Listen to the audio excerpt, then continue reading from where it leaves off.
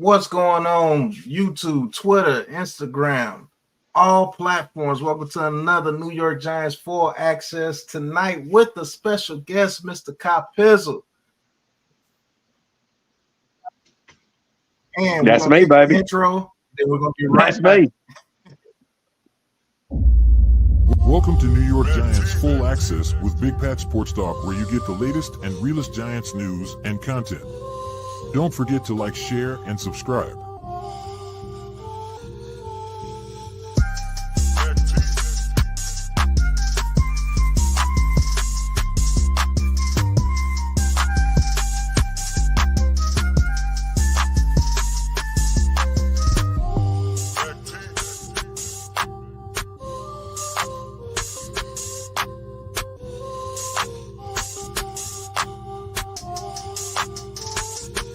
Want to talk your talk with Bigpatssportstalk and become an official Big Blue Crew member? Hit the join button in the description.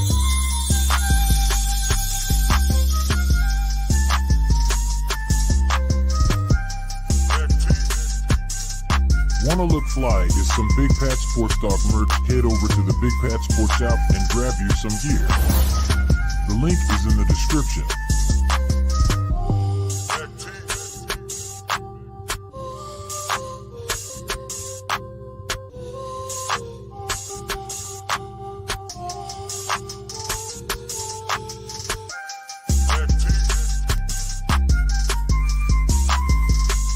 New York Giants Full Access, all Giants, all the time.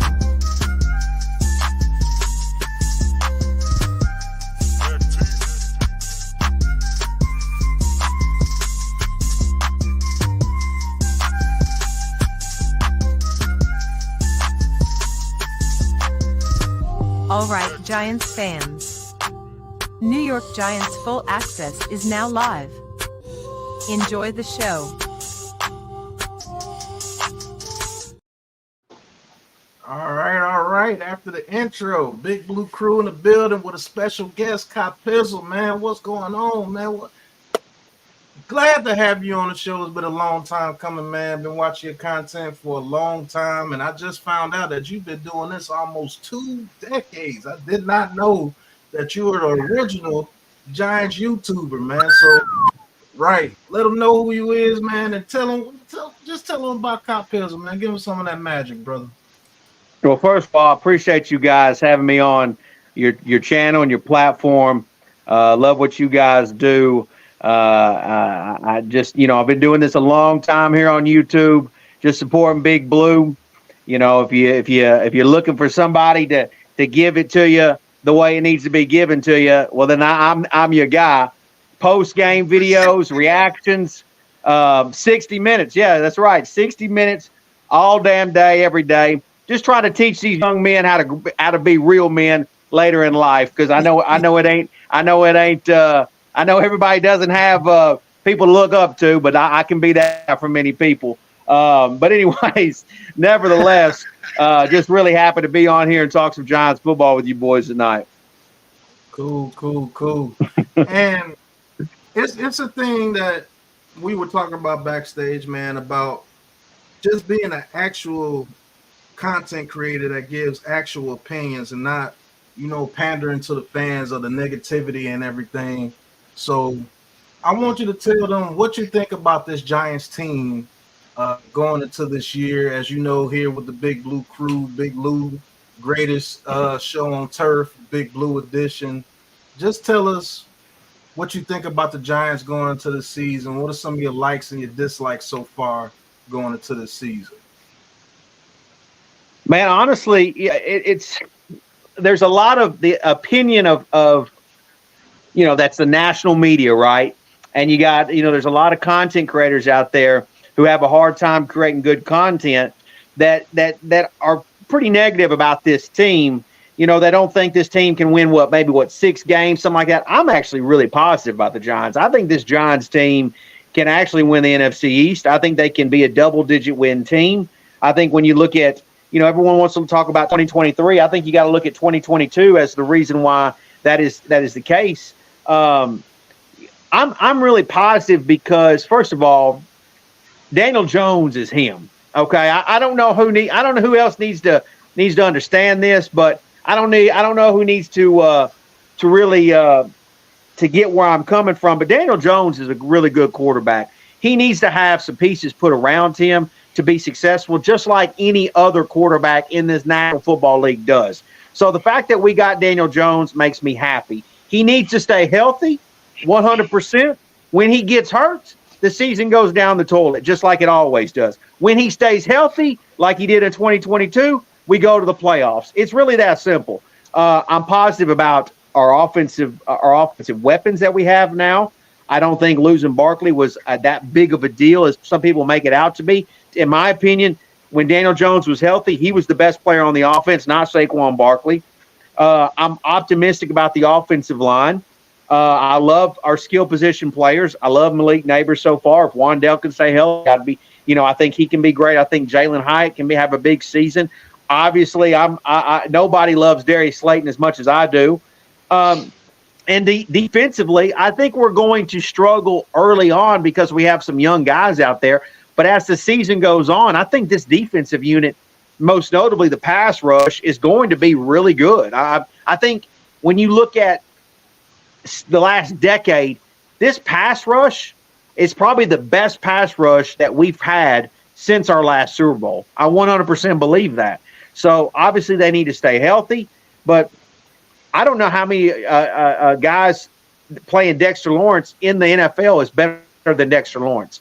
If Kayvon and Brian Burns can be a solid 1-2 punch like Batman and Robin, we're going to be all right, and we're going to have a really good defense. So, I'm a little bit nervous. I'm a little bit nervous about the secondary because they're so young, but I'm positive because there are some really good players on the defense. That's a fact. You have some of the same views as us. What I'm gonna do is I'm gonna get into the chat, and then I'm gonna get it over to Big Lou, so we could talk about this offensive line. How Copizzle just told us. Nick, what's going on, Nick? Nick crazy. He said, "Can you guys shit on online Big Blue? That dude. It's not necessary. He does it for us." Right. Nimmer, what's going on? Lane, what's going on? D-Dan Shelton, what's going on? Good to see you, brother. Unlimited Liquid. He says, Copizzle, can you please give Marshall's GF 60 minutes so that she can finally know what it is like to be with a real man? Unlimited Liquid, 60 minutes. Right. Mike G. He said, I wish the Giants could go back to the 80s uniforms permanently. Those uniforms were dope. Shanny I, Jarris, Jay Saint, which is Nerd Cage. Thank you for tuning in, bro. Taj, hey Taj, I got a button for you, bro. Hold on. Hey, every time you come in here and do your ninja vanish. Ninja vanish.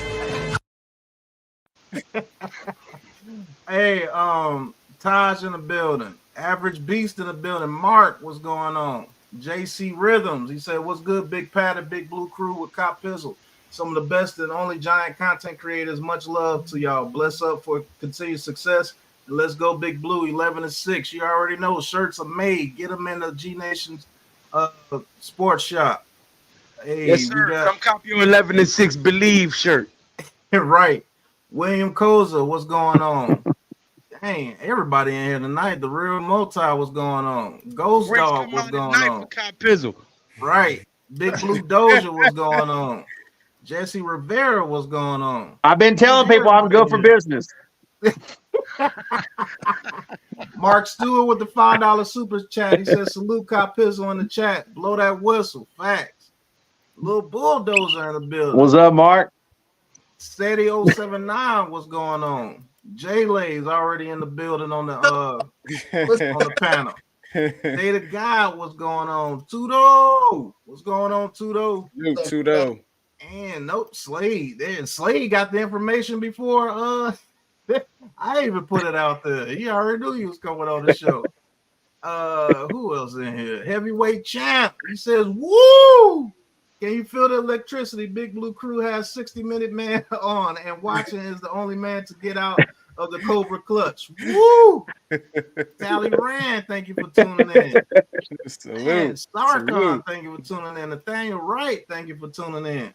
Man, this chat is ridiculous. King Q8, thank you. Dominique Parks, what's going on?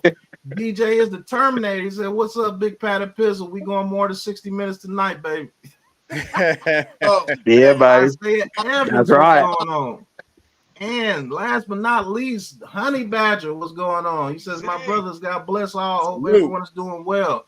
Hey, and we definitely gonna be at the November 3rd Washington game, man. I hope I get to see you, Honey Badger. I hope you're able to Said come he was through. coming out. So yeah, I'll put the number in the private chat, man. Somebody get it to him. All right. Don, what's going on? He says on FMLA from work, fractured my fractured my radio. Radio. What is that? And he get to see the second runner up on a 60-minute man. Man, I'm praying for you, man. For real.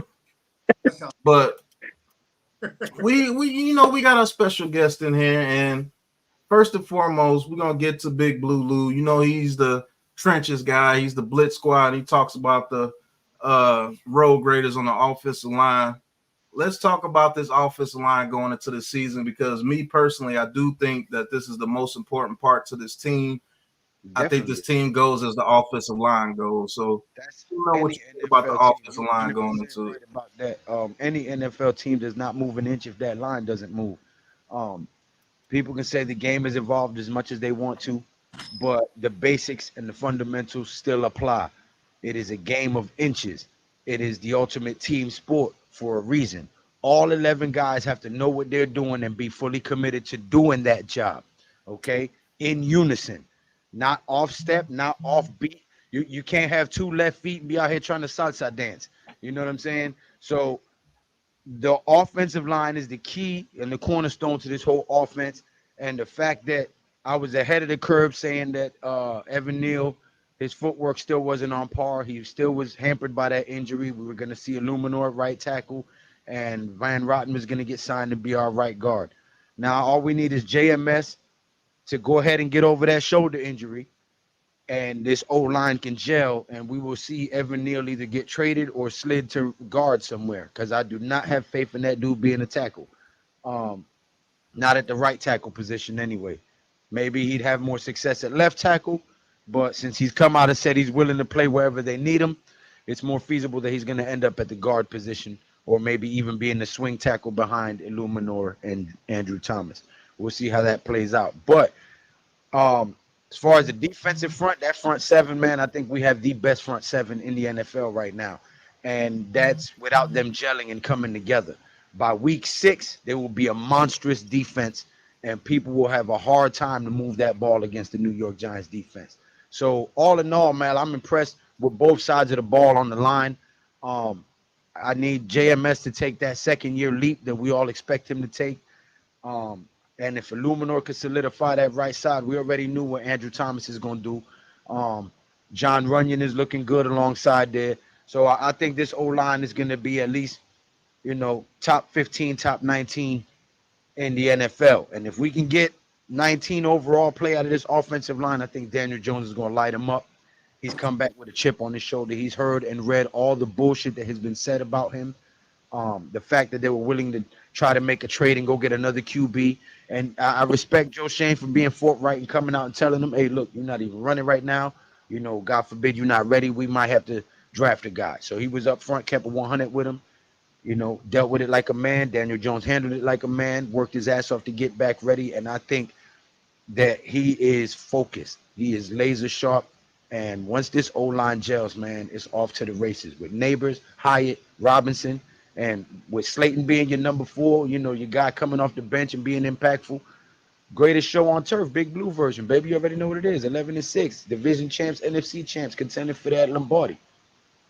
Yes, sir. And one other thing before we get back to Copizzle. In your first thing, you said that you were one of Slayton's biggest fans. Well, there's a guy on this panel, NYG. That guy, right? He was shouting out Slayton from the very beginning, actually before I did. So there's been rumors that Slayton might be traded. So I want you guys, to go back and forth with the whole Slayton thing and with the weapons that we have. do you guys feel that we can actually let Slayton go on this team, or should we keep him? I want you guys to go back and forth on that. Too many injury scares to let him go. He has the most familiarity with DJ, and he knows the offense. He's an asset that you don't want to let go right now. If somebody gets injured, God forbid, you're grabbing a practice squad guy or a third string guy when you got Slayton on another team. That'd be stupid, in my opinion. Bad for business is what they would call it. Yeah. So NYG, tell them what you think about Slayton, man. Tell them why you're mad, man. I've been telling people about Darius Slayton, man. You know, actually, my first video I made was on why the Giants needed Darius Slayton. Now, I have said I think this wide receiver room is crowded, but again, we still have unproven receivers, and now you're getting injury scares, you know, as Lou mentioned. So we definitely need Darius Slayton. Look, Darius Slayton has the best connection with Daniel Jones right now. Yeah, he's building connection with Nabers and Hyatt, but he already has that with Darius Slayton.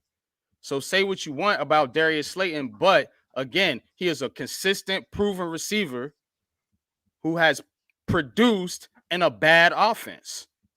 So, I mean, I don't know why people hate on Slayton. Again, you know what I'm saying? But we're going to need Slayton. Like I said before in my first video, like has been true year after year after year. The Giants need Darius Slayton, man. Point blank, period, bro. You already know what it is. Back to you, Pat. Back to me, I guess. But Copizzle, man, you heard what NYG saying. He was one of I'm be real with you. He was one of Darius Slayton's biggest fans when Very we needed first him. video. Yeah, in 2022 when everybody wrote him off, and he actually came in 2022 to be our leading receiver. And also last Bachman year, and all of them over him. Bachman and Davis preseason Hulk Hogan's, as I call them. People saying cut his ass. I ain't gonna lie. I was one of the people saying cut him. Yeah. That case of the drops, he's had me upset. What do you think about the weapons in general, and what do you think about Slayton as being one of the weapons on here? And shout out to the 100 in the chat, man. Let hit that like button, hit that subscribe button for all these content creators on this panel, man. Appreciate the support. But go ahead, Cop. Well, it's great to be able to hear someone say something positive about Darius Slayton. I mean, a lot of times, and I'm not just talking about recently, but for the last several years, you've heard a lot of people talk about drops, talk a lot of shit. And in my opinion, Darius Slayton has went out there and played hurt multiple times and still put on a pretty good performance. In my opinion, we have gotten the value out of him for where he was drafted. I respect Darius Slayton. I think Darius Slayton is a classic type of New York Giants receiver. He would have been able to run in any era. He reminds me of those Amani Toomers and those Ike Hilliards. Darius Slayton has honestly been one of my favorite Giants to watch over the last few years, even when he first showed up. Unfortunately, I haven't actually said this on YouTube yet. I do believe that this is probably going to be the last season Darius Slayton is on the team. I don't know. I don't necessarily believe that a trade would happen, but I do think that this will probably be his last season, which really sucks. I just feel like I think what's going to happen is I think Darius is going to have a good season, and I think it's going to warrant a really nice contract that the Giants are probably not going to be able to give him. I think another team will pay him a really good amount after he has a nice season. I'm expecting big things from Darius Slayton. And the reason I say that is because, if Malik Nabers stays healthy, Darius Slayton has been Batman, right? We don't need him to be Batman. We need him to be Robin, right? We need him to be, we don't need him to be the number one receiver. The fact is that connection with Daniel Jones, like NYG was talking about, the fact that Nabers is out there, he's going to warrant attention, right? A big body guy like Theo Johnson is going to warrant attention. Wandell is going to warrant attention. Jalen Hyatt taking the top off the defense is going to warrant. Darius Slayton is going to be there for Daniel, and that connection has been hit on all cylinders since 2019. So I just feel like Darius is going to have a big season, but it's going to warrant a big contract after the year. But no, I don't believe by any means that he's going to be traded. I don't believe that by any means. We need him. I mean, just like you said, we need him for this season. I don't know how he's going to be a part of this team going forward next season. Yeah, that's an absolute fact. Like I told people, a lot of people don't want to admit it, but Darius Slayton is not a draft pick of Joe Schoen and Brian Daboll. And when you look at the NFL, man, it's out with the old, in with the new, man. I call it young man bias. And unfortunately, Slayton is not an old guy. He's only like 26, but he's old compared to the guys that they drafted. They drafted Jalen Hyatt, and I'll be honest with you, much as I love Slayton, if Hyatt gets that route running down, he's a better receiver to me. And it looks like he's been training on his route running for real this season, because he's been abusing people out there in practice in the training camp, and he abused the Lions during those camp practices. So let me say one more thing too. I appreciate, as a fan, I appreciate Darius Slayton too, because that man has been ridiculed by some idiots online that said that he wasn't any good. He wasn't this. You know, this new regime came in right in 2022. He didn't even dress week one for this 2022 coaching staff and this regime. I mean, like it looked like he was on the out, right? He took a pay cut, and instead of complaining about it, instead of being a diva, this man went to work and has performed ever since then. And he was performing before then. It's just I don't think this coaching staff, I don't think Dable really thought he's going to be much when they first got here. And he's earned their trust. He's balled out. I respect the shit out of Darius Slayton for the player that he's been for this team. Yeah. No, I gotta think agree about with it. He you took 100% less on too to stay here, because he could have got more in free agency to go to Atlanta. And- He and came I back agree because with he wanted to be here. You know what I'm saying?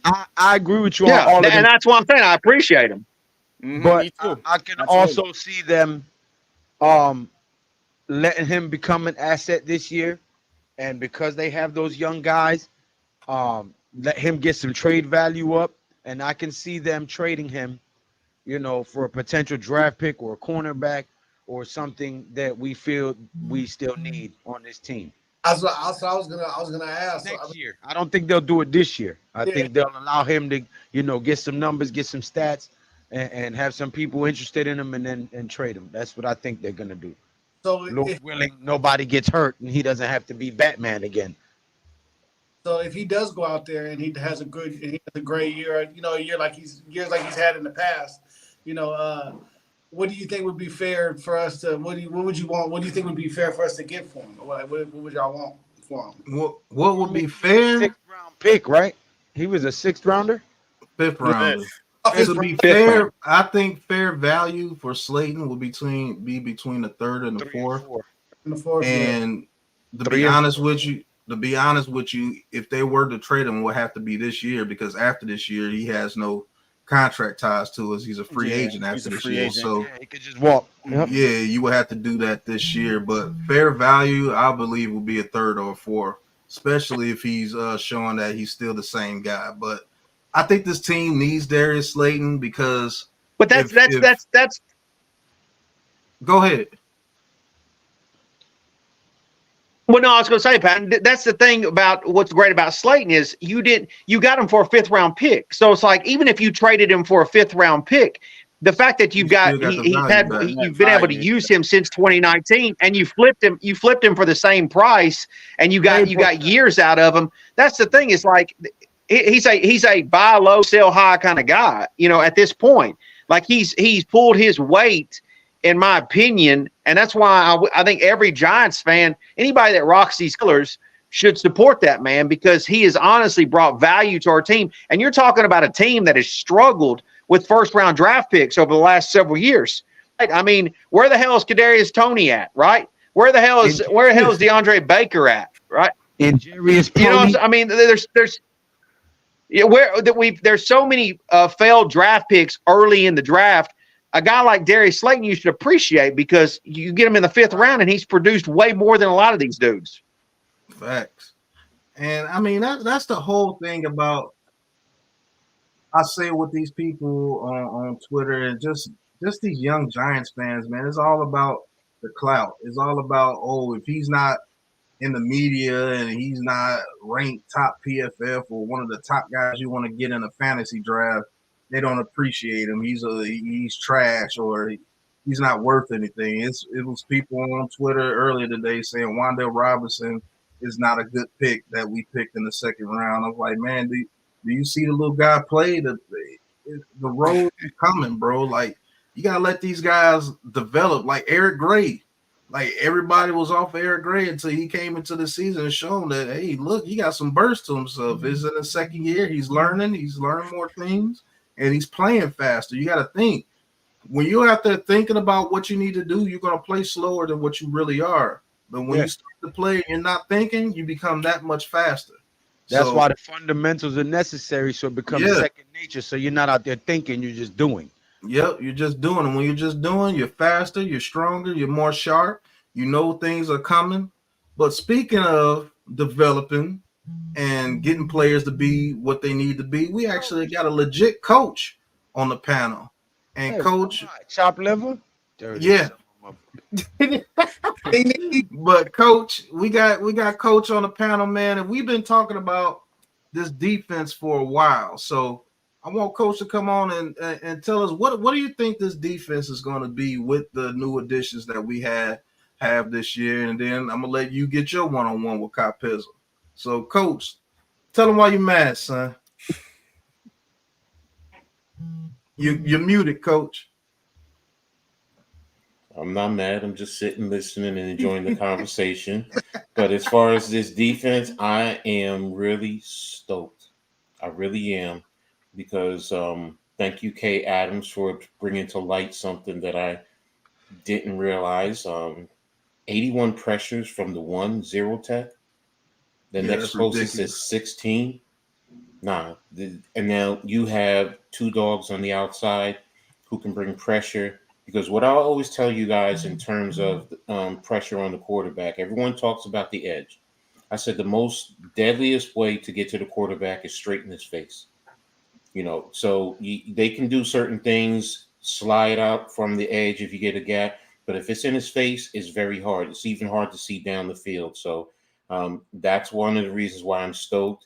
Shout out to you, Pat, in terms of helping me see what Chapman can do as a pass rusher. He still has to develop in the run game, but there is a skill set there that even though he's young, they can develop and they can help him grow. And Jordan Riley, we've all seen what he can do, and he's developed into something special. So in terms of that front four and then the scheme. The biggest thing for me is the schematics. I mean, I love the stunts. I love the movement. If we have Dexter in a week A alignment, whether he's in a tight one or a loose one, and just because he's in that gap does not mean he's going to stay there. He can slide and cross a guard's face and go into the strong A. That affects your blocking. Like Lou talked about the blocking. Y'all know I always talk about, everyone says the quarterback is the most important position. But to me, it's always the most important position group is the offensive line, because it impacts all phases, not just your offense, but it affects your defense. Because if you're going 3 and out consistently, your defense is going to wear down. But getting back to the defensive side of the ball, our defense, once developed and once everybody understands the scheme, it has the potential to be something that within the next year, I think can push to maybe the top 12. And if it really develops and you get a really good CB2, it can go into the top 10. I mean, the schematics that he has, the inversion of your safeties with your quarterbacks, the games that he can play, the movement up front. He's not always going to heavily blitz like we were before. He's going to blitz when you're not expecting it, which is more deadly than if you're consistently blitzing. So this defense right now, and the big, also one thing that I love is the defensive line. If they can keep our linebackers clean, if they can occupy the offensive line, our linebackers will have an easy job, scrape fill, and clean up the run game. And then that makes your team, the opposition, one-dimensional, because if you make the opposition one-dimensional, it's time to eat, baby. It's time to eat.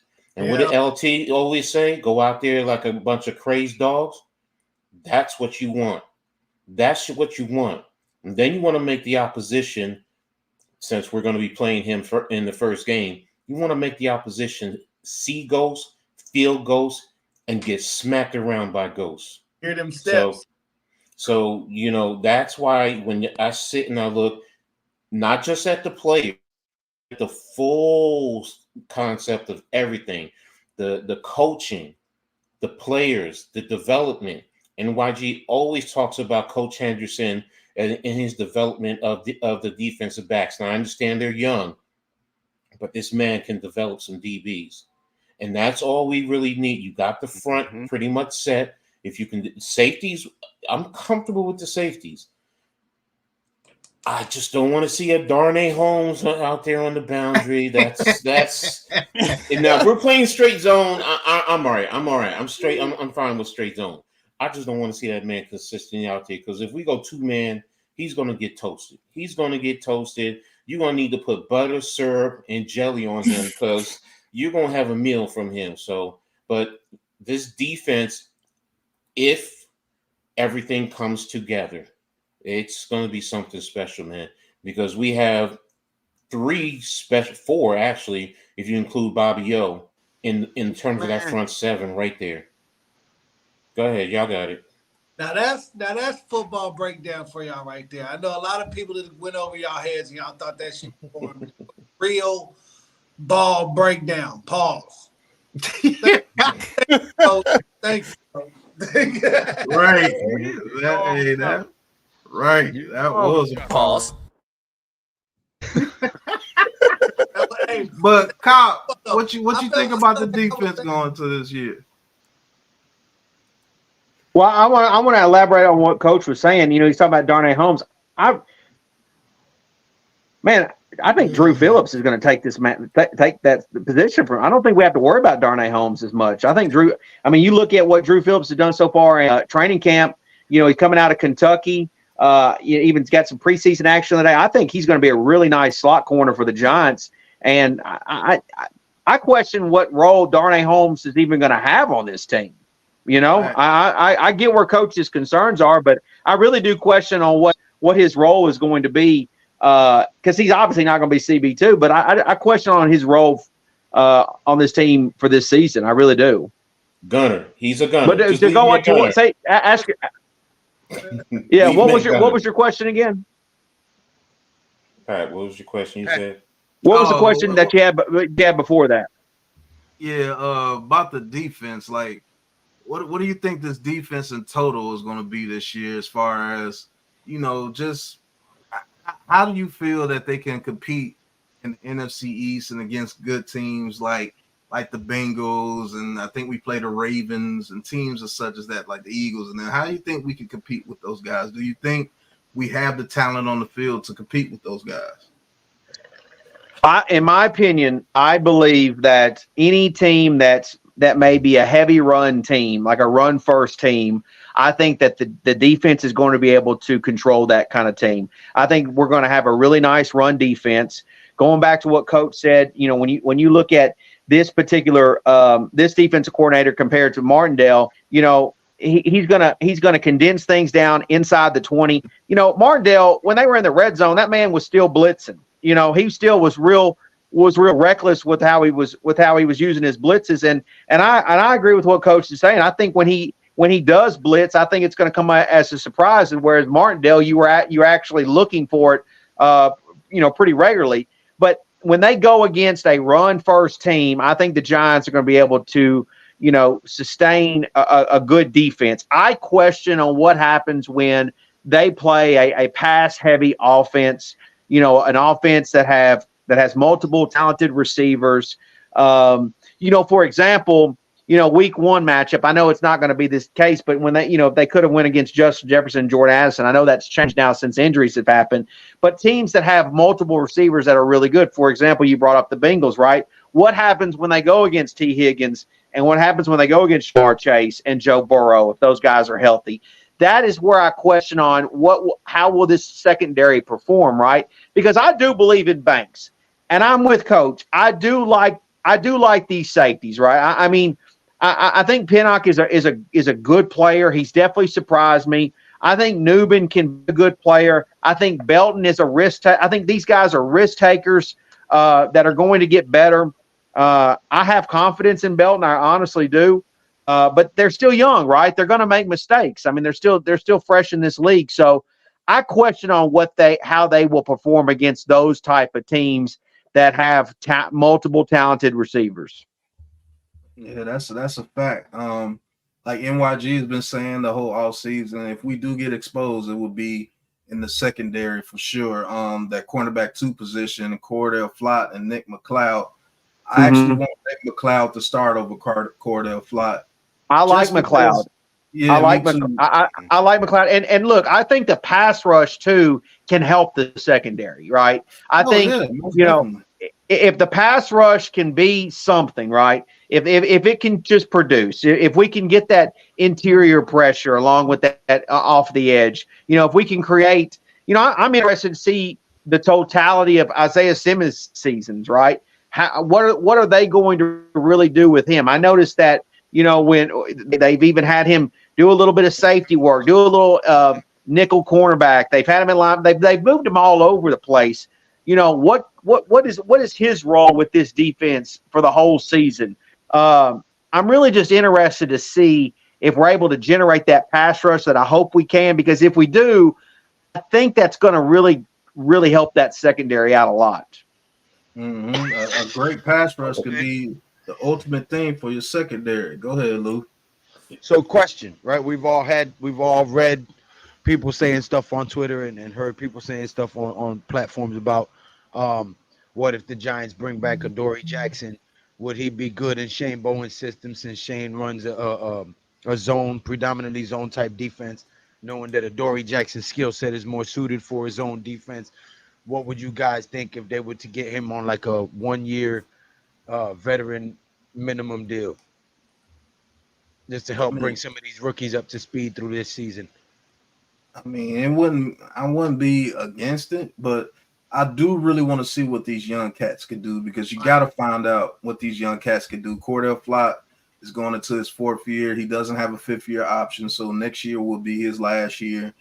Drew Phillips, I do believe Drew Phillips, like Copizzle say, will be the nickel corner for this team. And Isaiah Simmons is one of those nickel corners now. If you actually look at the actual depth chart, they got him as a nickel corner, and that's a big nickel corner, to be honest with you. And if his speed, he has one of the best speeds on defense. So if he's locking people up in that nickel position, when we go on a dime, and I got Isaiah Simmons, Drew Phillips, Cordell Flott, Nick McLeod, Deontay Banks, I want to see what those young guns could do, because you got to find out what your homegrown talent is due. I do understand. Well, that goes back to when we play those guys like T. Higgins, Justin Jefferson or Terry McLaurin. You got to find out if these dudes are hits, because if they are hits, you have those guys for a long period of time, not just 1-year rentals. We're not. Well, I think Banks is a dog. I think Drew Phillips is a dog. I think Tyler Newbin's going to be a damn good safety. I like Dane Belton as well. Cordell Flott, I think, can grow into be a good CB. Not sold on Darnay Holmes. Don't really like that guy at all. The other Holmes neither that they added. I do like McLeod. But I do feel like we do need another dog at cornerback. Yeah, but you gotta let them dogs develop. That's my whole ordeal on it. But NYG, what you think about it? And Jay Lay? I think personally, we do need to add a veteran corner. And here's why. It's because of, again, what's the Giants' problem all the time? Injury. So you thinking about Flott, or McLeod. One of them gets injured, or God forbid, Banks gets injured. Where you at? Blasphemous You statement. know what I'm saying? Where you at, though? Where you at? Because Drew Phillips is not an outside corner, so you're not going to move him. You damn sure ain't going to move Darnay Holmes out there. So where are you at? It puts you in a bind, And, again, this is a young group. I want to see some veteran leadership, and we've been doing a good job this offseason of mixing young talent with like veteran type players. We need to do that in the secondary as well. You know what I'm saying? We need to do that in the secondary. This is important. This is an important part of this defense this year. Like Copizzle said, when we face those teams that like to pass the ball a lot, guys got to be ready. So quarterbacks that can get the ball out quick, they got to be ready. Yeah. So go ahead. I want to, based on what you're saying, if they go get a veteran corner, does that mean they believe that this team could go deep into the playoffs?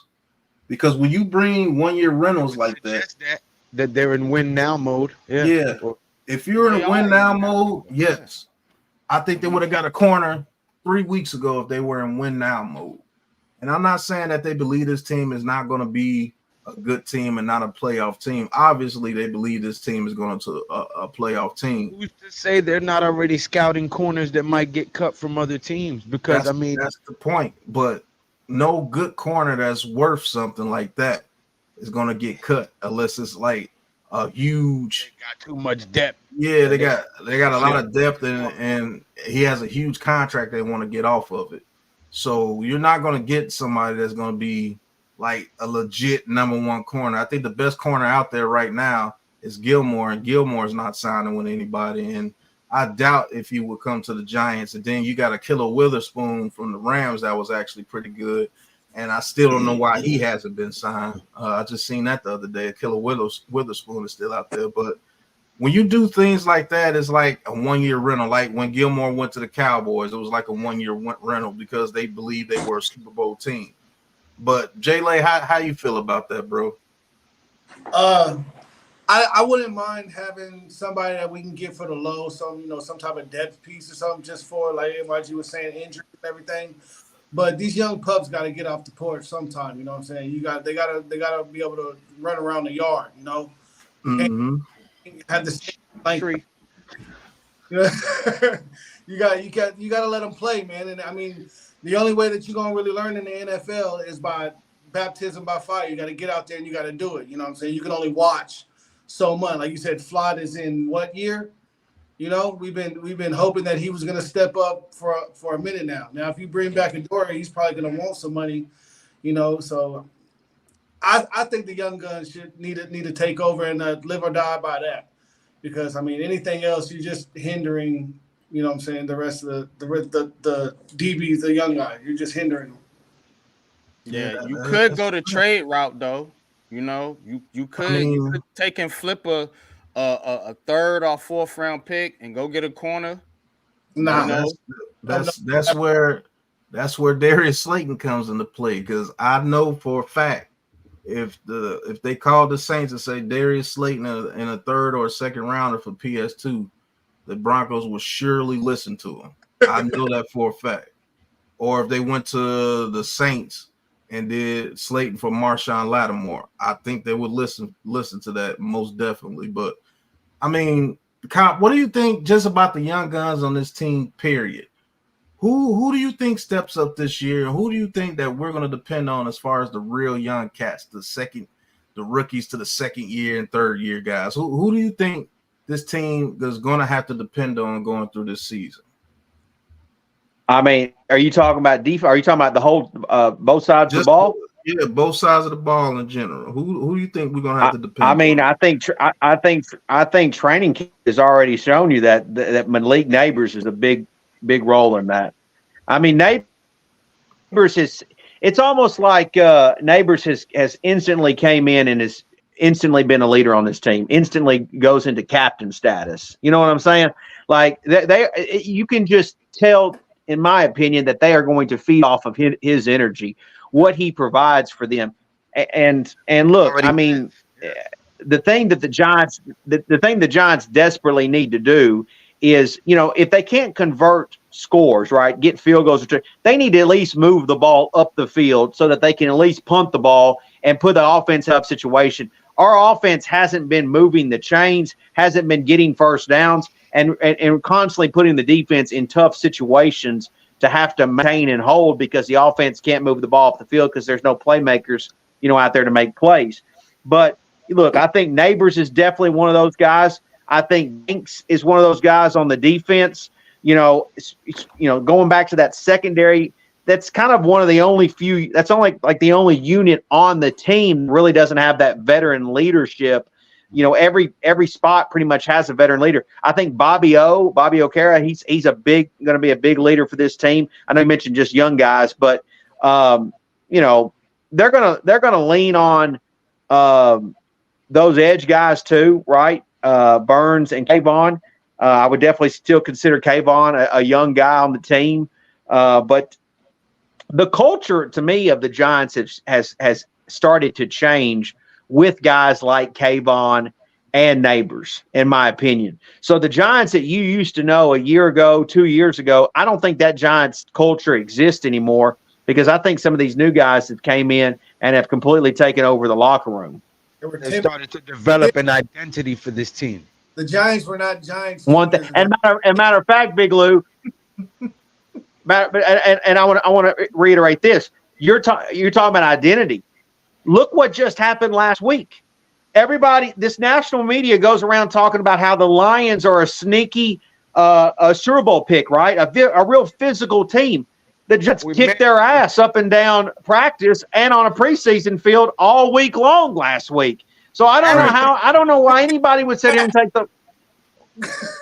And they did it physically too. They were throwing blows. They were out there fighting and scrapping and clawing. And then you look at the preseason. And I understand this preseason. Look, I get it. They dominated them from start to finish. Okay. And then when you look at the practice clips, you look at all the stuff that happened in practice. We were just as physical as the Detroit Lions. So to me, our identity is physicality. Our identity is going to be a tough team.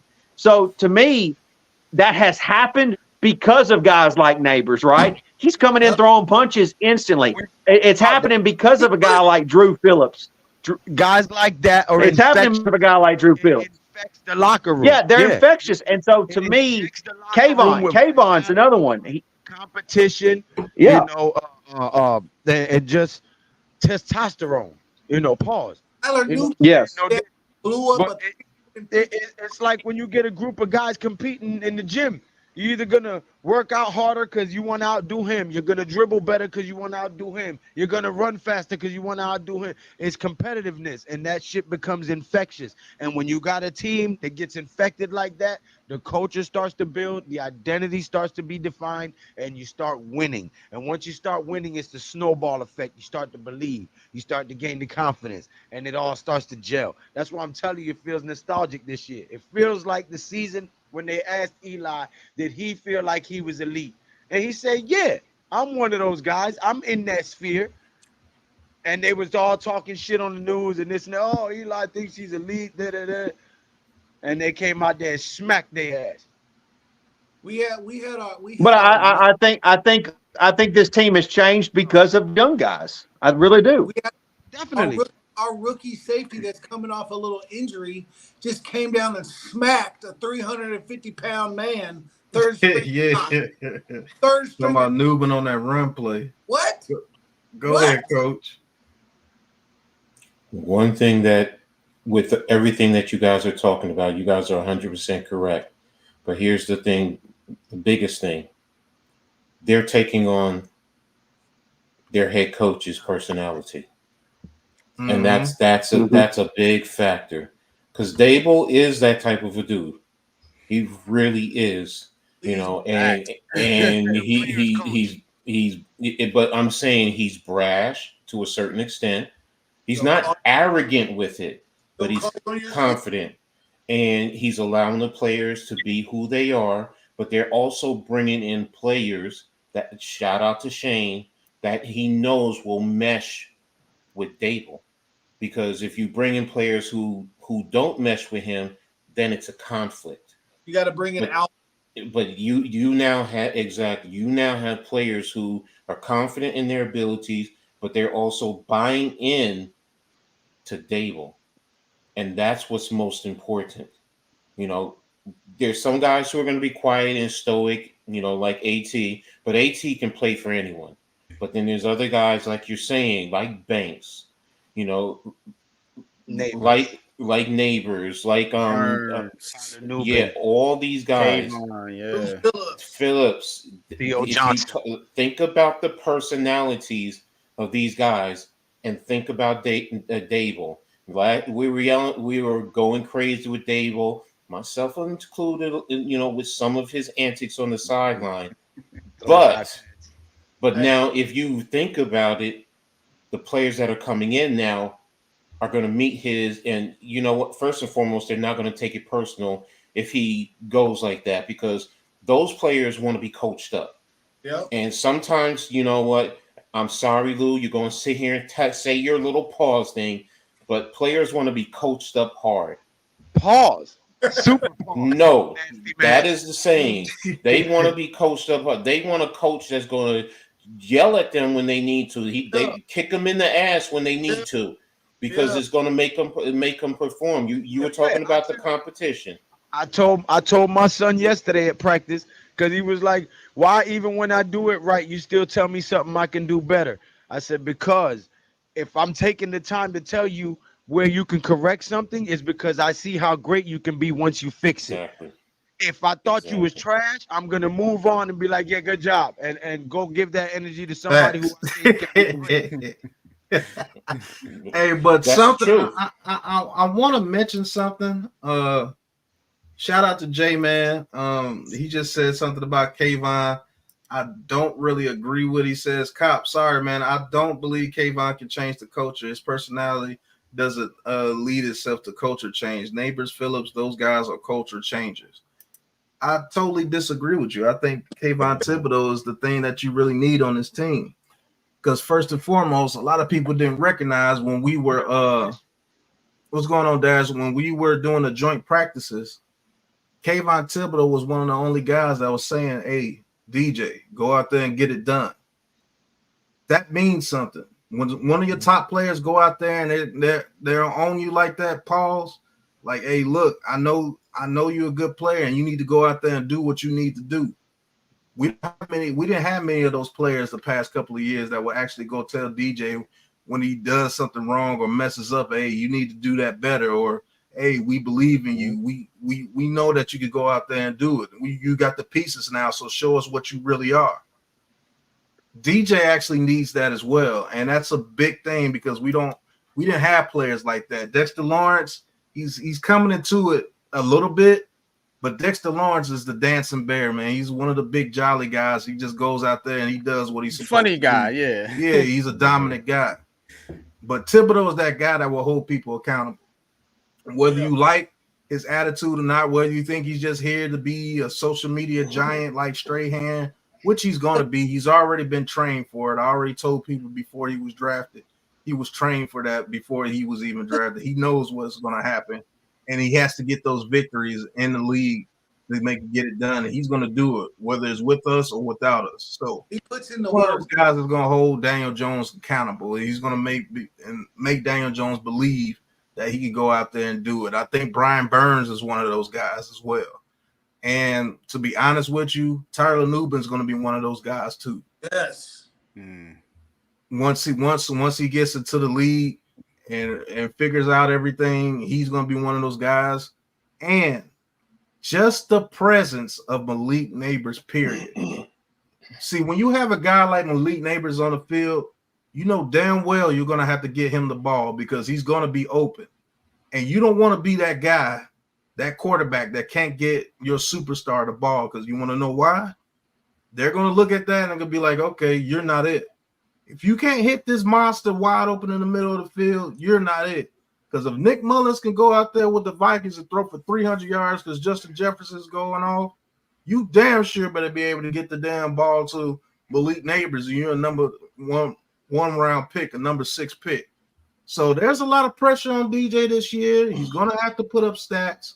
And I'm not talking about like these clowns out here. Oh, he has to throw 40 touchdowns in order to even be considered on the Giants next year. No.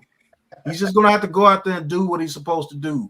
Be 2022 Daniel Jones, but more explosive, because now you have Hyatt that's out there. You have Slayton that's out there, a healthy Wan'Dale Robinson, a Malik Nabers, and a decent offensive line.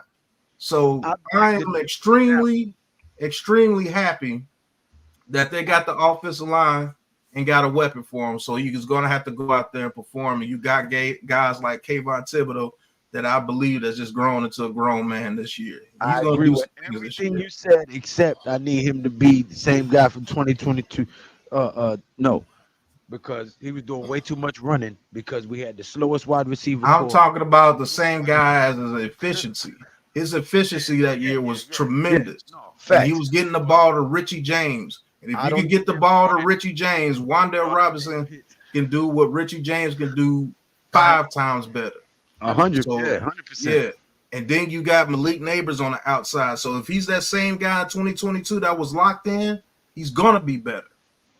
That's what I meant by to be the same guy in 2022. He's not going to have to run because he's going to have time to pass and he's going to have time to get it to his receivers. And that those 15 touchdowns could turn into 30. Thank just you, Jay. because of the more talent that's around you. But I don't know. Do you guys believe we have any of those guys on this team that can hold people accountable?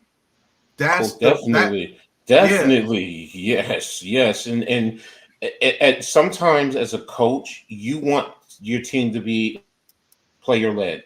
You know, you want the players to hold each other accountable because it holds a little bit more weight. Now, how you do it, there's a difference. Mm-hmm. Some players don't understand. Some you're going to push the wrong buttons with certain players. You got to know how to talk to some certain men because every last one of them are grown ass men.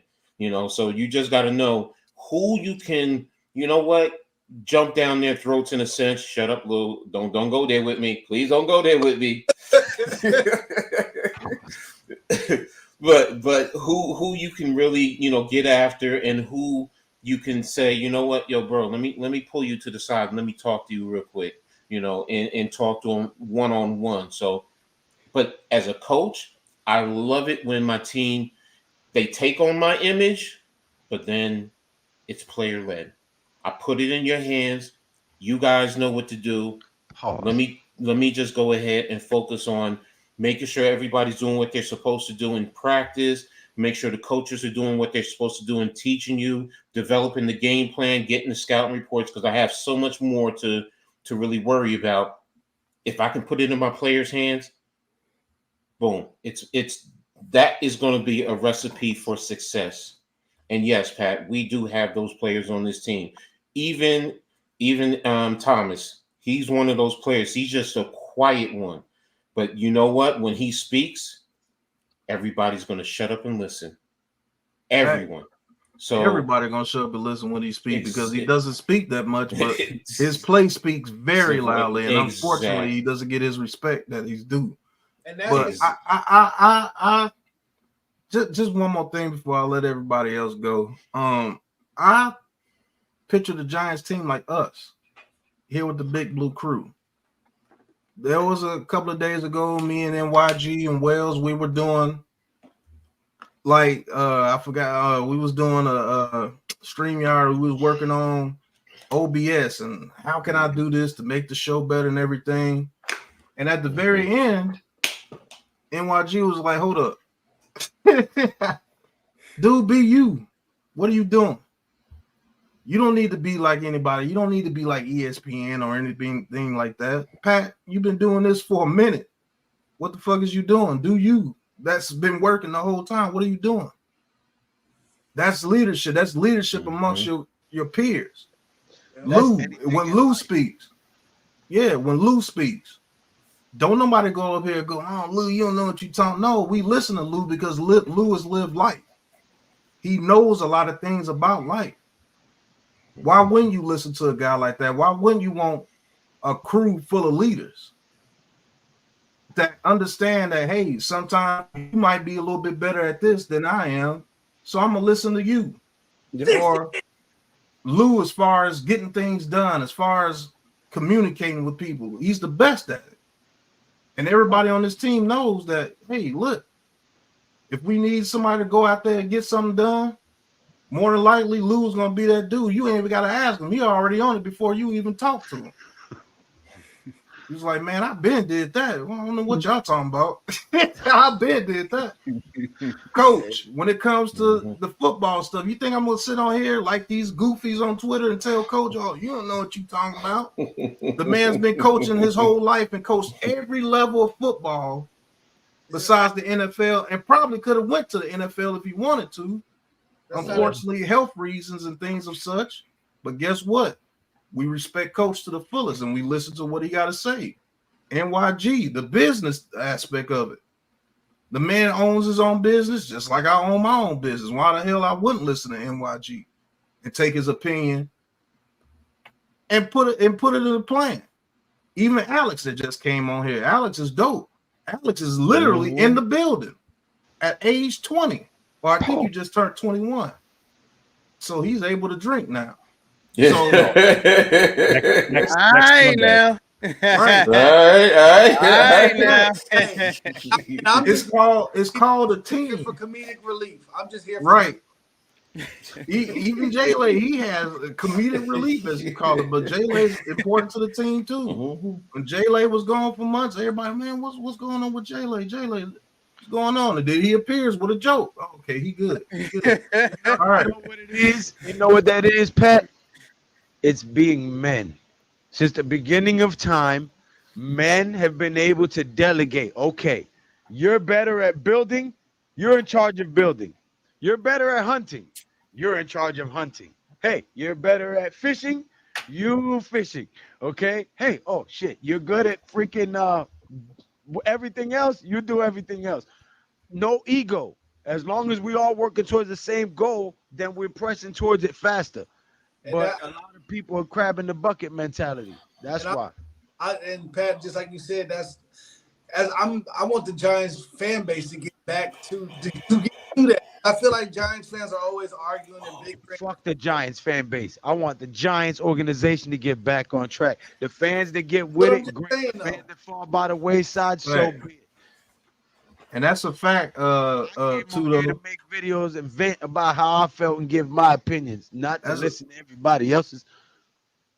And to Tudo, he says, don't forget about Joe. You can't forget about Joe. Joe was the one that literally predicted Daniel Jones' contract before it came out.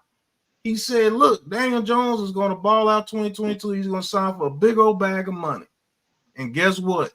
He signed for $40 million, and you could go look at our channel. That man literally said the amount that he was going to get per year, $40 million. And it turned out to be right. People were laughing at him and everything.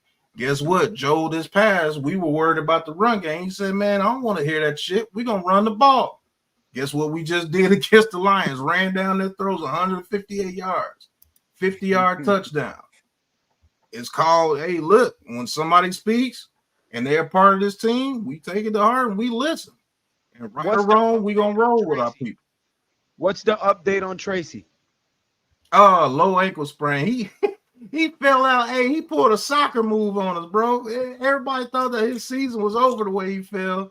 And then it turns out to be he got a low ankle sprain. He wasn't even a high ankle sprain. How you getting an air cast with a low ankle sprain? Oh, Anthony Davis, dude. They said he fell out like Anthony Davis on the field. Everybody thought his career was over. Shit. Right. But Alex, what you got for us, man? Thank you for coming on the panel tonight, bro. I'm just saying what's up to everybody. What's up to Pizzle, of course, because me and Pizzle go back a couple of years. So I just wanted to say hello. If y'all had any questions, but as I said, I wanted to say hello for a little bit. I was doing my own stream earlier, and I got to get up at 3:15 in the morning. So that was. Man, you should have been asleep. The grind is real, y'all. For real. Money's money, and I got to eat. So. But Pizzle, what do you think about the relationship between Brian Burns and Thibodeau, and how far can they lead this defense and lead this team in general? How do you think that relationship between them is going to work?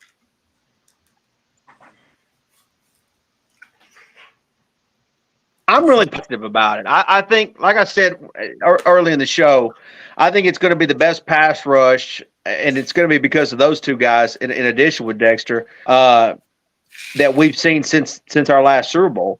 I think it could be at the level of the relationship that OC and Strahan had. I don't see how it could not be that. Very, very similar, kind of almost similar styles too, where Strahan Strahan was more of that bull rush kind of style, whereas OC had the speed, right? And that's where I think Burns kind of comes in. I think Burns has the ability to have that speed, and Kayvon has the ability to have a little bit more of that bull rush kind of mentality. So, I'm really optimistic about that too. In fact, not to put this into the universe, but if one of those guys were to go down, to me, it would be at the level of Daniel Jones going down. It would be just terrible. Like if one of those guys was to get hurt, because I think that as a fan, one of the things I'm most excited about watching is how those two guys perform all season long together. And so they seem to have a really good relationship, right? From the interviews that I see, they seem like they really get along, and I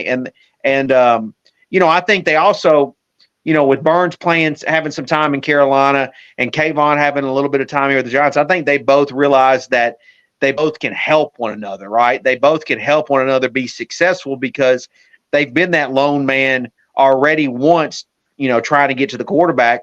And they realize that, look, I mean, with the two of us, we can be a strong unit. So I'm really excited about, watching those two play this season together. Facts. I'm excited about those guys too. Give me one second. Let me get chats, Pat. Yeah, let me get to the chat. Hey, Big Double R22. He said, shout out to the Giants, little baby whistle. He said it twice. Iman, what's going on? Lucas, what's going on? Petruzzi, what's going on? Petruzzi. Dash, J-Man, Tim Allen. Tim, the two-man Taylor's in here. He said, hey, this K. Adams / Daniel Jones TMZ-ish is going around. What y'all think? Hey, I think she really likes the dude. We predicted that too, to be honest. Actually, we did predict that. When they first started talking, like, oh, y'all got a little chemistry there. Okay, Daniel Jones. Hey, shout out to Evan on Twitter too. His edits be ridiculous, man. Those things be funny as hell. Bulldozer, what's going on? Eric Garrison, what's going on? Parkour Ret, he says J-Man Hard Edge is crazy. Hey, yo, pause. Afghanistan. Thank you guys for tuning in, man. Thank you guys for the tune out, man. Like Copizzle say, he does numbers, and he is not fooled us yet. He has put up numbers tonight. Eric Dixon, what's going on? But what do you guys think about Aziz Ojulari, man? This has kind of been the guy that's been forgotten on this whole team going into the season. And just to give you a rundown on him, he was supposed to be what they brought in Brian Burns to be, which is the other pillar besides Kayvon Thibodeau. So I'm not worried about his mindset, but I am kind of, monitoring it, because the preseason game, it looked like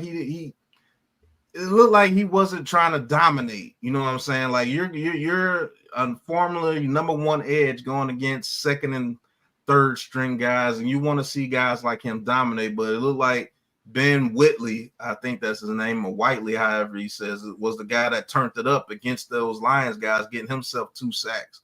Chapman turned it up against him. Rodgers turned it up against him. Even Jordan Riley was getting in there. Deontay Johnson, an undrafted free agent linebacker, turned it up against him. So what do you guys think about Aziz Ojulari? And I'm going to start with NYG and then Coach, and then when Lou comes back, we don't get to Lou, and then Copizzle. What is the enigma of Aziz Ojulari? What do you think his status is with this team, and what do you think about his mindset? Just talk about Ojulari a little bit for me. I think Ojulari, to me, I look at Ojulari like this. He's in a perfect role for his career, because all he has to do is just try to stay healthy, bro. That's all you got to do. I know that's been difficult, but you're not going to be playing a lot of snaps now, especially with this defensive line / edge rusher rotation, so I do feel like Aziz, I don't know if he's in the mindset of, hey, I just need to go out there. Look, this is a contract year for him, right? Like, so it is. So you really need to have your head in the game, Paul, so to speak.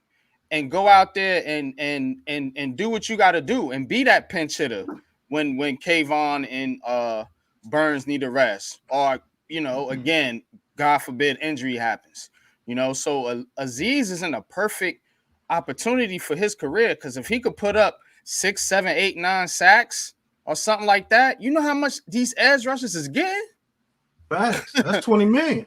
You Right know what there. I'm saying? Right there. So for him, he should be focused, just to do what he got to do and do what he does well, which is go in there and rush the passer. They're not going to be asking you to be no run stuffer or be this all-around defensive end. You're going to be a pinch hit pass rusher. That's all you got to do. I think he can do that. You know what I'm saying? And he's going to get himself a nice contract. It won't be with the Giants, but it'll be somewhere.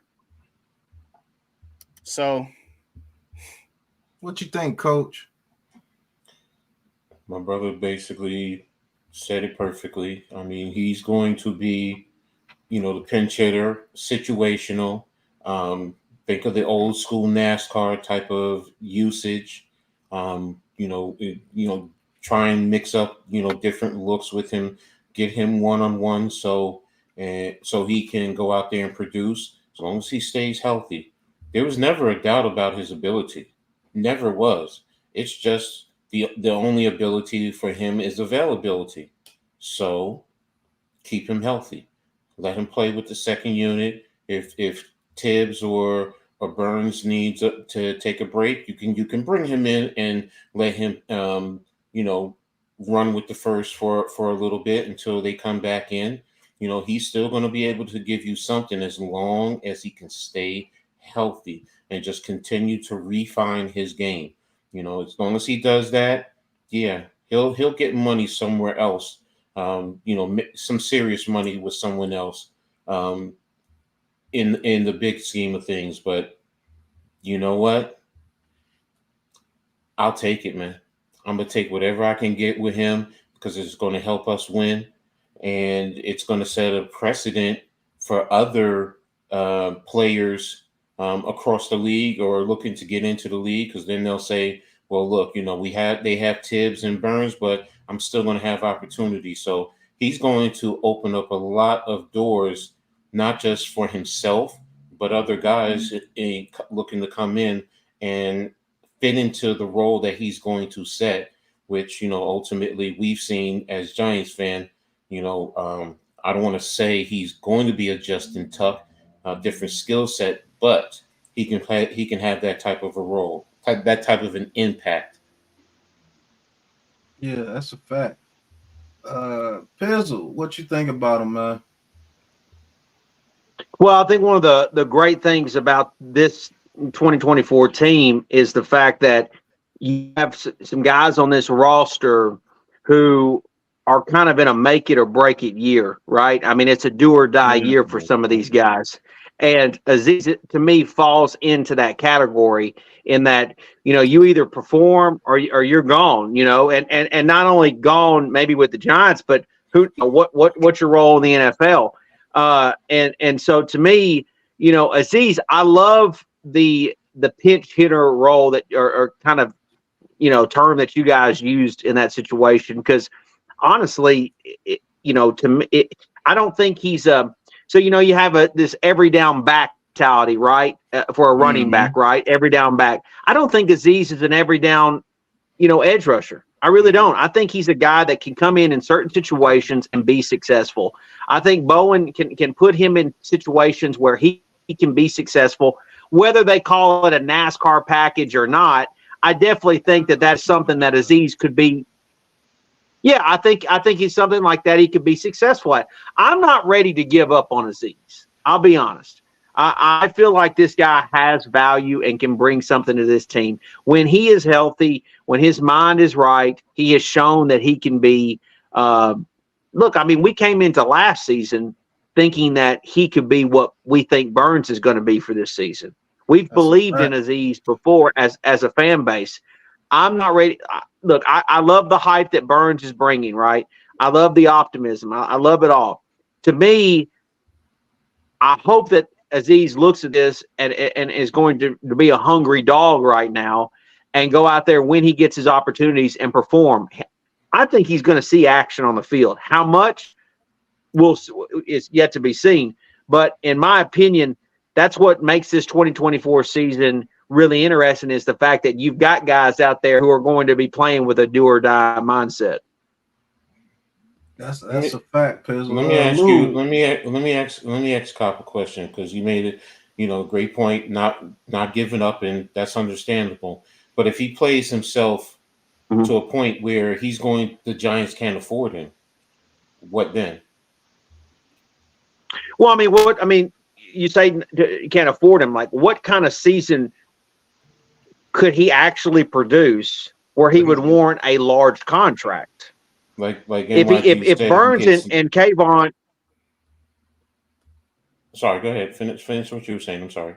Well, I was gonna say if Burns and Kayvon take majority of this, and Aziz gets a little bit of playing time here and there, and look, this is all on. I expect that Burns and Kayvon will probably have to miss a game or two. Their position, clearly is a rough one in the National Football League. So they may have issues where Aziz has to be a starter for a game. What kind of stats does he need to produce in order to warrant a large contract from another team? That's something that I question. Not that he won't, not that the Giants wouldn't re-sign him or another team wouldn't offer him a contract, but how is he going to earn that large contract if he's not on the field for majority of the snaps this season? Yeah, okay. That's a good question right there. I'll actually answer that after Lou goes and gives his opinion about Aziz Ojulari. No, I actually am in agreement with Copizzle, but I'll take it one further, right? Like I mentioned Kiwanuka for a reason, right? Those championship teams, right, going back to the 80s, you had guys that were coming off the bench when your main star linebacker or edge rusher, whether you're talking about the 80s or the Coughlin era, your edge rushers, your outside linebackers, you had multiple, right? You had, back in the 80s, you had Lawrence Taylor, you had Carl Banks, you had Leonard Marshall, you had Carson, you had, what I mean? So Pepper Johnson, we can go straight hand tuck, Yura, Pierre Paul. So I don't see us getting rid of Aziz. I think that he's gonna be like a Kiwanuka, coming in, get a sack or a hurry or a pressure, force the air and throw, sack fumble, be impactful every time that he comes in. I think that he will carve out a niche on this team as that. I don't think that he'll get 12 sacks and demand a super contract. I don't think he's put enough healthy seasons together for people to be fighting to grab him from us. So I think he will remain here, and he'll be an important role and important factor as to why this defense will be dominant this year. And I believe next year we add another linebacker or edge rusher, however you want to call him, and we become an elite top 5 defense. When you add that next edge rusher, you keep Aziz, you add that next edge rusher to come in, where you have a rotation of 4 edge rushers that can come in and give each other a breather, pause, and be impactful. With Aziz Ojulari this year, I need him to go into the season like he went into the 2022 season, with the attitude of, hey, look, I'm finna be one of the main edge rushers on this team, and I'm finna go out there and dominate with my guy on the other side in Thibodeau. You can see they were communicating between each other, especially that Washington game where Thibodeau got the strip sack for the touchdown. They actually communicated between each other what they were going to do. I need him to have that attitude going into this season, because, believe it or not, your pinch hit edge rusher, that dude is a very important part to your edge rush. Kiwanuka always comes to mind. Kiwanuka averaged around 6 to 7 sacks a year on pinch hit duty. And if you can come in and there's no fall off, a serious fall off between the guys that were in there, and when you come in there, he's going to play himself out of New York, because there's no way you're going to pay 3 edge rushers more than $20 million per year. There's no way you're going to be able to do that. So, well, that's fine. You draft guys and coach them up until he plays himself out. So when he does, you ain't searching. You got a guy right there ready to step up. Yeah, but that goes into building this team. Of course. Because if he does that this year, that's building on this team that, hey, when you come to the New York Giants, you better be on your game or you ain't going to be on the field because you're not edge rushing the way you're going. And, J-Man, we seeing right here, 8.5 sacks, 20 pressures, 4 tackles for loss. He's getting a very good contract. That's a good deal. That's a good deal. He's going to play himself out of New York. And I'm not saying I don't want him out of New York, but obviously if you want this guy to be a good player, he's not going to be on the team next year. I think somebody else said in the chat too, not to cut you, he got 8 sacks in 8 games 1 year. Yeah. So for 5 weeks he came in, played 8 games, and had 8 sacks. It ain't going to take much for him to get about 8.5 sacks, like J-Man said. You know what I'm saying? If you're pinch hitting, you're able to pin your ears back and just go straight after the quarterback. You're not worried about holding the edge for a run or anything. He can make himself some money, and obviously you want him to make himself some money because you want your team to be good.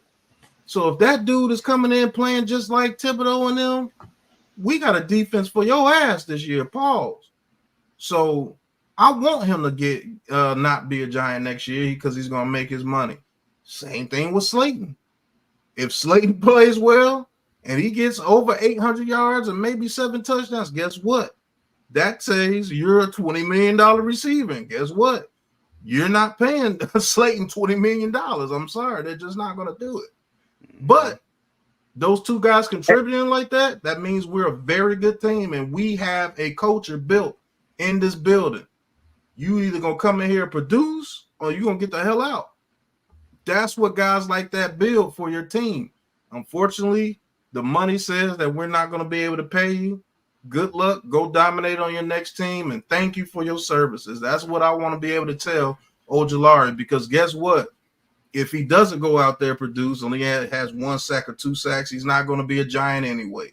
So you might as well go out there and produce for us on the field while you're here, sir, because I don't see him Big Pat Giants next year.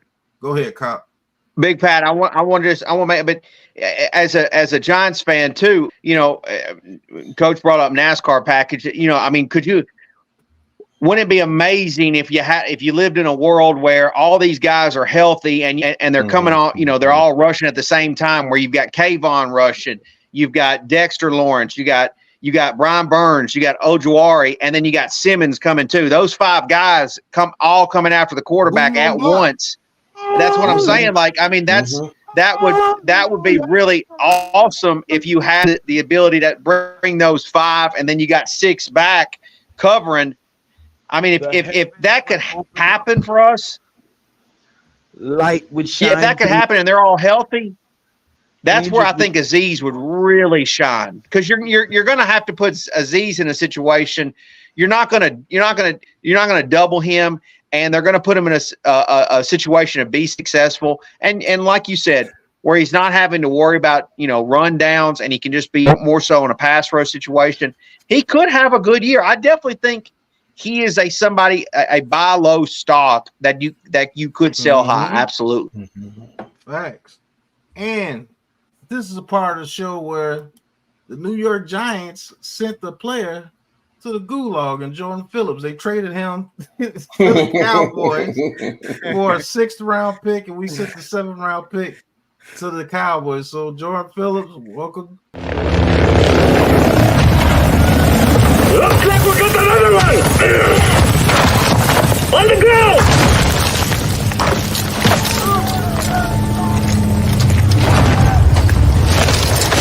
This is the Gulag. In here, you fight to win back your life. Gates! Hey, Cop, you know all about sending people to the gulag, so that shouldn't surprise you. But I think we have a lot of depth at this defensive tackle position, and that's the reason why we traded Jordan Phillips to the Cowboys, who actually needed a defensive tackle. Hopefully he doesn't go out there and finds himself to know that he's a good defensive tackle in this league, because he has balled out He's one of the only defensive tackles that have gotten 10 sacks at the defensive tackle position in the league besides Aaron Darnold. What that says is people like Chapman, who's right here where I'm from, right here in Shreveport, Louisiana, actually talk to his family. He's showing out, man. From the reports, they say that he's the strongest, actually stronger than Dex, that's crazy. And that's a wild statement. Yeah, no, he can literally go in there and lift more than Dex. They've said it. And Andre Patterson, who was actually being able to coach, which is crazy. You got one of the best defensive line coaches in the league, and he's now just able to get his coaching to his players. That doesn't make any sense to me. Why that happened, I don't know why Wink did that for 2 years, and then Joe Judge really wasn't letting him coach like that too, because he thought that he can coach everything and couldn't coach me. But with Chapman, Rodgers, DJ Davidson, Jordan Riley, because Nacho is Nacho. I don't believe he'll be on this team next year either. With those 4 guys, who do you think makes this roster? Because I can only see 3 of them making it. Which one of those guys do you drop off between Davidson, Riley, Chapman, and Rodgers? And if you don't know who Rodgers is, he was number 91. If you go back and look at that preseason game, that dude was playing with his hair on fire. Looking like Conan out there. Yeah, Casey Rogers. Jones. So Lou, hockey stick and a hockey mask. Yeah, Lou, out of those 4 guys, who do you think does not make it? Out of Casey Rogers and what was the other 3? Rodgers, DJ Davidson, Jordan Riley, Chapman. Who do you think out of those 4 guys don't make it? Maybe DJ Davidson don't make it.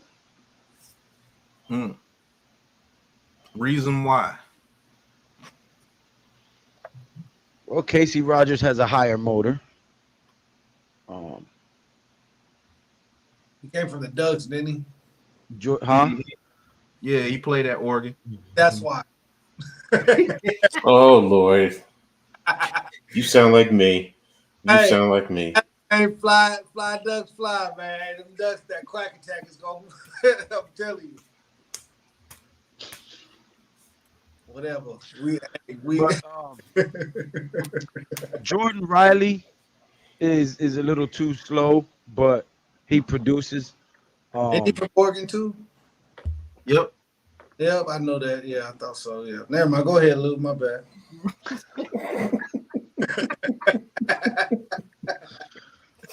And I just feel that if out of those 4 guys, somebody ain't gonna make it, it'd probably be DJ Davidson. I also believe he has he's the one coming up for trying to negotiate next year, ain't he? Who? Rodgers? Out of those 4 guys, no, Davidson. Davidson has 1 more year after this year. That's what I said. Next year. Oh, okay. So next year, at the end of the year, he can renegotiate. Mm-hmm. Yeah, I think it would be him that gets out of there, out of those 4. Okay, Cop, who you think? I'm a Jordan Riley fan. Let me say that. I like Jordan Riley. First of all, I think the fact that the Giants are trading anybody from the defensive line, no matter the position, goes to show that we have depth there, right? The Giants feel comfortable enough to send a guy away because they feel like we've got some pieces there. I think Rodgers is somebody that's probably going to end up on the practice. If I had to guess, I think he's going to end up on the practice squad. I just think that the Giants are believers in DJ Davidson. I like Jordan Riley's game. I think Chapman is I don't know. I mean, I don't know if I would call it a surprise because I think you've seen some of what he's been doing in the offseason. I think Rodgers is the one that's going to end up with the, kind of at the chopping block. If that would be my guess. Okay. NYG, who you think? I actually agree with Copizzle on this one. DJ Davidson is a draft pick. You know these GMs, they like to hold on to their draft picks. I don't care if it's a 6th, 7th round, 5th round pick, whatever. You know, these two guys are undrafted free agents. You know, 9 times out of 10, 2 of those guys don't make a roster at a position. That's very, very rare, especially given how deep this team is at the D tackle position. You know, just trading Jordan Phillips.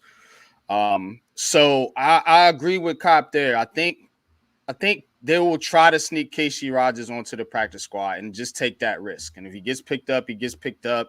You know, no crying over spilled milk. You still got Elijah Chapman. You still got Dex, obviously, Rochez and Jordan Phillips and DJ Davidson. So you still got a pretty decent rotation there. So I don't. Yeah, he's playing well now. I mean, don't get me wrong. I like the potential, but it's just one of these situations where they're going to favor the draft pick over the guy that they didn't pick. So, Coach. Mm-hmm. I'm going to add on to my brother NYG and Copizzle. It's going to be Rodgers. One other factor, with adding on to what they have already presented, you're talking about 2 also undrafted free agents versus a draft pick. So, if you can get him on the practice squad, great. But if not, you know what, you're going to value your draft picks first, unless it's just that far and away that, he's outplaying them. If they're pretty much almost playing even, maybe one is slightly ahead of the other, but still you're going to value your draft picks first because you invested in them more than an undrafted free agent. So, I'm with them in terms of that. It'll probably be Rodgers that goes to, that doesn't make it and, try and get him onto the practice squad. Well, fellas, I'm going to say this. I'm going to steal my homeboy shit right here. Unpopular opinion. Fuck the politics. Let's go. You know what I'll do? I'm keeping Jordan Riley and Chapman. I'm cutting DJ Davidson. And I'm making Rodgers and Anderson battle for that last spot. Exactly. Ryder Anderson is a DN and Rodgers is considered a defensive tackle. I know for a fact, just by watching that dude in the preseason, you could put Rodgers at one of those DN positions and he's going to play the exact fucking way. So I make those 2 dudes battle for that last position. And you got him for the cheap. Right. And it's getting to a time with the New York Giants. And I'm not saying that they're doing this, but it's getting to a time where you just got to put your best people on the team. I don't give a fuck about draft position. I don't give a fuck about feelings. Ryder Anderson, he's a good story. But if Casey Rogers looking like Conan out there is playing the way that he's playing, there's no way I let him off my team because I like Ryder Anderson. No, I don't give a fuck who I like. Pause. If that dude is outplaying you and I know I could put him at another position and he'll still go out there and be a dog for me, I'm putting him out there because I know if I have a defensive line of Rodgers, Chapman, and Dex, I know for a fact those 3 niggas are gonna get in there and they're gonna wreck something. Because that boy Chapman, you could put him anywhere on the D line too. And like Andre Patterson said, he's the only guy that he's ever coached that he didn't have to tell him about balance. And he didn't have to tell him about being low man pad. You want to know why? Because he's only about 5'11", 6 foot, but low man wins. And when you got that much power behind you, you see what that dude gets. When he gets in there, it's a problem. I'm not saying he's Aaron Donald, but he's built just like that dude. And people thought Aaron Donald wasn't going to be as dominant as he was because, he's only 5'11", 6 foot, and he's trying to play defensive tackle. Guess what? Went in there and made people his bitch through his whole career. Coach Ed said his whole career, people, hell. why is this little dude beating me up like this? Because he has balance. He uses his hands. You teach Chapman how to use his hands like Dex, he's going to be an absolute menace for whatever team he plays for. But I'm making Rodgers and Ryder Anderson fight for that last spot. And the only reason why Nacho is here because you actually lose money if you cut him. But I would cut Nacho too. When guys made him fall to both knees and look like he started praying, if I was able to cut him, I would have cut him. And that's a fact. Nacho is not as good as any of those guys behind him. He's just a veteran, and you can't get out of his contract like that. He got the Patrick Ewing knees. Man, what he made him get on the ground and pray. That's one of the worst things you could look like as a defensive lineman. I'm telling you, it's embarrassing. And you lucky it was just practice against your own people. But don't it feel like Big Pat, like this next preseason game against the Texans, like that particular position, that particular unit, it's a real. Oh, cutting out. You cutting out, Cup. Did I cut out? Are you guys got me? Yeah, you back now. Oh shit. My bad. I was gonna say, doesn't it seem like that this week 2 is tremendous for that unit, those positions in this week 2 preseason game against the Texans? How it's really, really important to see who's going to step up and really go out and solidify a roster spot on this team. It's good that we finally actually have some type of depth too, isn't it? Mm-hmm. And yes, absolutely. Somebody may lose a spot on this team in this Texans game between those 5 guys. And I'm be honest with you, I think it's going to be Ryder Anderson. Because what does he bring to the table that those other 4 guys can't do?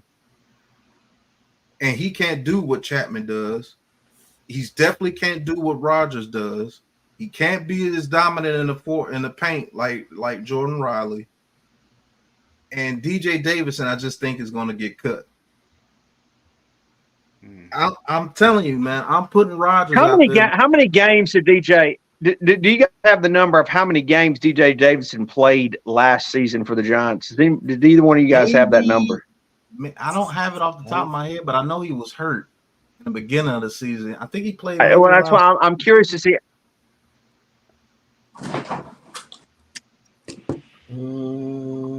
Maybe around 7 or 8 games. There's only one DJ on this team, and his name is Daniel. All right, so we can go. Right, that's right. But that's just my unpopular opinion about that, bro. Let me off. Because DJ Davidson, I think he's the weakest link out of the defensive tackles. And if Rodgers can play that defensive end position like I know he can, I'm getting rid of Ryder Anderson. I have to. Even though he's a good feel-good story, I think Rodgers is just a better player. Rodgers is that guy that's going to give you 150% effort when he gets in there.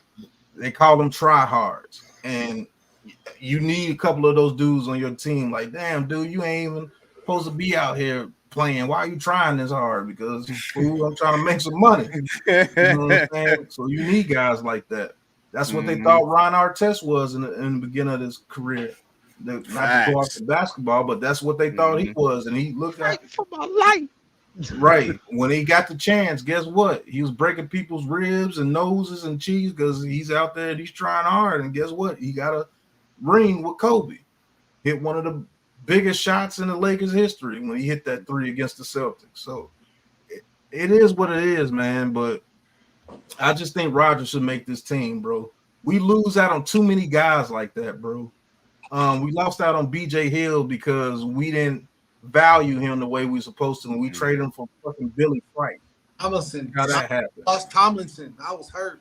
Yeah. So guys like that need to make this roster because those are culture guys. Those are guys. When you look at that dude, He ain't no top tier player. He ain't even thought about. But look at him when he goes out there. He's making plays. He's playing hard. sweating, hype, high-fiving everybody. Let's get after the quarterback. You need dudes like that, like a Van Grinkle. When he finally got his shot, and he went in there, he broke Daniel Jones' neck, didn't he? Because he finally got his shot. And let's what? He turned that into a contract with the Vikings because he finally got his shot. Yeah. Oh, he played for the Vikings too now. Yeah, he played for the Vikings. Oh, ain't that some shit? Turned that into a huge You gotta contract go with against somebody. that dude again. Yeah. First game back, he gotta go against Van Grinkle. Yeah.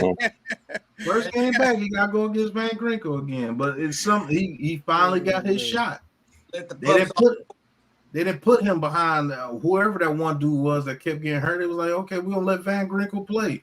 And guess what? Grinkle, I think he had over 10 sacks last year. It was like, who the hell is Van Grinkle? We was calling again. I said, who the fuck is Van Grinkle? We was laughing Dude about look like that. freaking Kevin Green out there.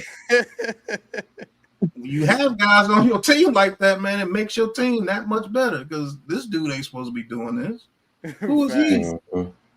But that's just my opinion on that, man. But as far as this team goes, how do you guys feel about the depth of this team? Literally, like when you look at this team from top to bottom, offense and defense, what do you guys think about the depth of this team? And we'll start with Lou. If you did. I'm good. I think we have some depth at a couple of skilled groups in a couple different positions, but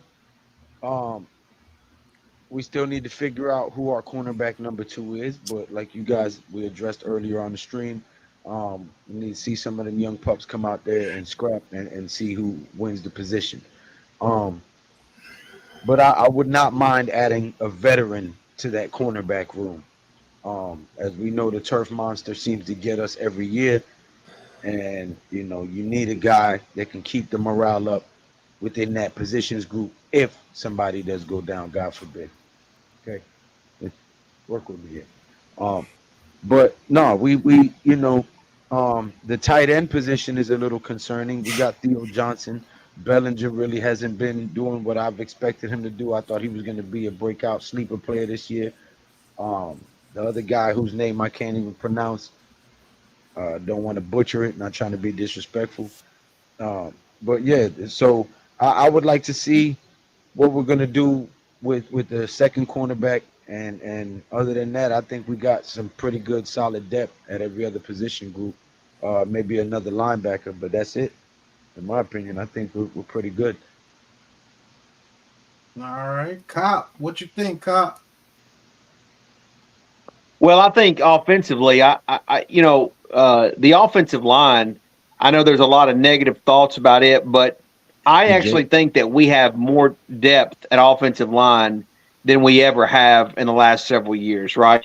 Not, again, I'm not ready to give up on Evan Neal, how great he is, but if he plays a role of a swing tackle or whatnot, if he doesn't make it as a starter, as a right tackle, he's still in that position to give us depth there. I think at receiver, I think we've got more depth than ever before, right? I like our running back room. It seems like if Singletary went down, we could fill in Tracy or even Eric Gray, right? I think Eric Gray is potentially poor man's version of Saquon. I really do believe that. Whether, I know that's yet to be seen, but depth at quarterback, is, I think, a little bit better than it was a year ago. I question our secondary depth, right? Most notably the cornerback position. If Banks was to go down, I would be highly concerned about our cornerbacks. We need Banks to be out there all year long. I like where we are on the D-line spot. I like where we are at linebacker. I even like where we are at safety. I know those guys are young, but I believe in the guys that we got back there. It's just the cornerbacks that I really question. And it's not so much the inside guys, because I know we don't love Holmes as much. I'm a big Phillips guy, but it's more so the outside positions, I would say. But depth-wise, man, I really do like the depth of this team. At the end of the day, I think this team goes as far as Daniel Jones takes them. So we can't lose Daniel Jones. But I really do believe in the depth of this team when you look at both sides of the ball. Facts. I do too. Coach, what you think, Coach? Depth wise, offensive line and interior defensive line. Those are where I think we have the greatest depth right now. I mean, there's guys on the offensive line that can fill in. Now, if certain guys go down, then it changes the whole dynamics. But then that's pretty much even wide receiver, tight end, running back, linebacker. I mean, there's depth there, but the gap between certain starters and those behind them is still great. So that needs to be solidified and worked on. But we do have better talent than we did last year in the trenches. I really do like, what we have in terms of the numbers, in terms of the quality of play, in comparison to, last year, within the trenches. So that's where I think the biggest or the best depth is for this organization. NYG, you there? Yeah. I think, man, that cornerback spot is a little worrisome, man. You know what I'm saying? Yes, that's one of my main things right now. Everywhere else, I really don't. It's really not a lot of spots where I think they would truly be down like real bad if they lost somebody. Just had cornerback, man. You know what I'm saying? I think it's just mainly the cornerback spot. I guess you could say linebacker with Bobby Okereke. But I even like this Deontay Johnson kid, and Michael McFadden ain't no slouch. So D-line, I'm good with the D-line right now. I'm good with the edge rushers. We just talked about Aziz Ojulari. Offensively, wide receivers, yep, good with that. Tight end, I think you could add another player there, depending on some of these guys. They've been kind of dealing with injuries a little bit, so that's something to consider. But even if they just go in with Bellinger and Theo Johnson and then Lawrence Cage, I think they'll be fine. Running back, we saw what the running backs can do. I'm good there. I'm even good at quarterback. DeVito can win you a couple games in a pinch. So, Drew Lock, I'm not impressed with him. I think he needs to be the third quarterback. Only because you can't get rid of his ass. Yeah. We could get rid of him. I'd cut his ass today. I didn't like the signing to begin with. Like, out of all the backups, you could have picked a better dude. But Tommy DeVito, I think he can win you some games in the pinch. He can play, smart enough football, not to ruin the game for you. So that's what you want your backup quarterback to do.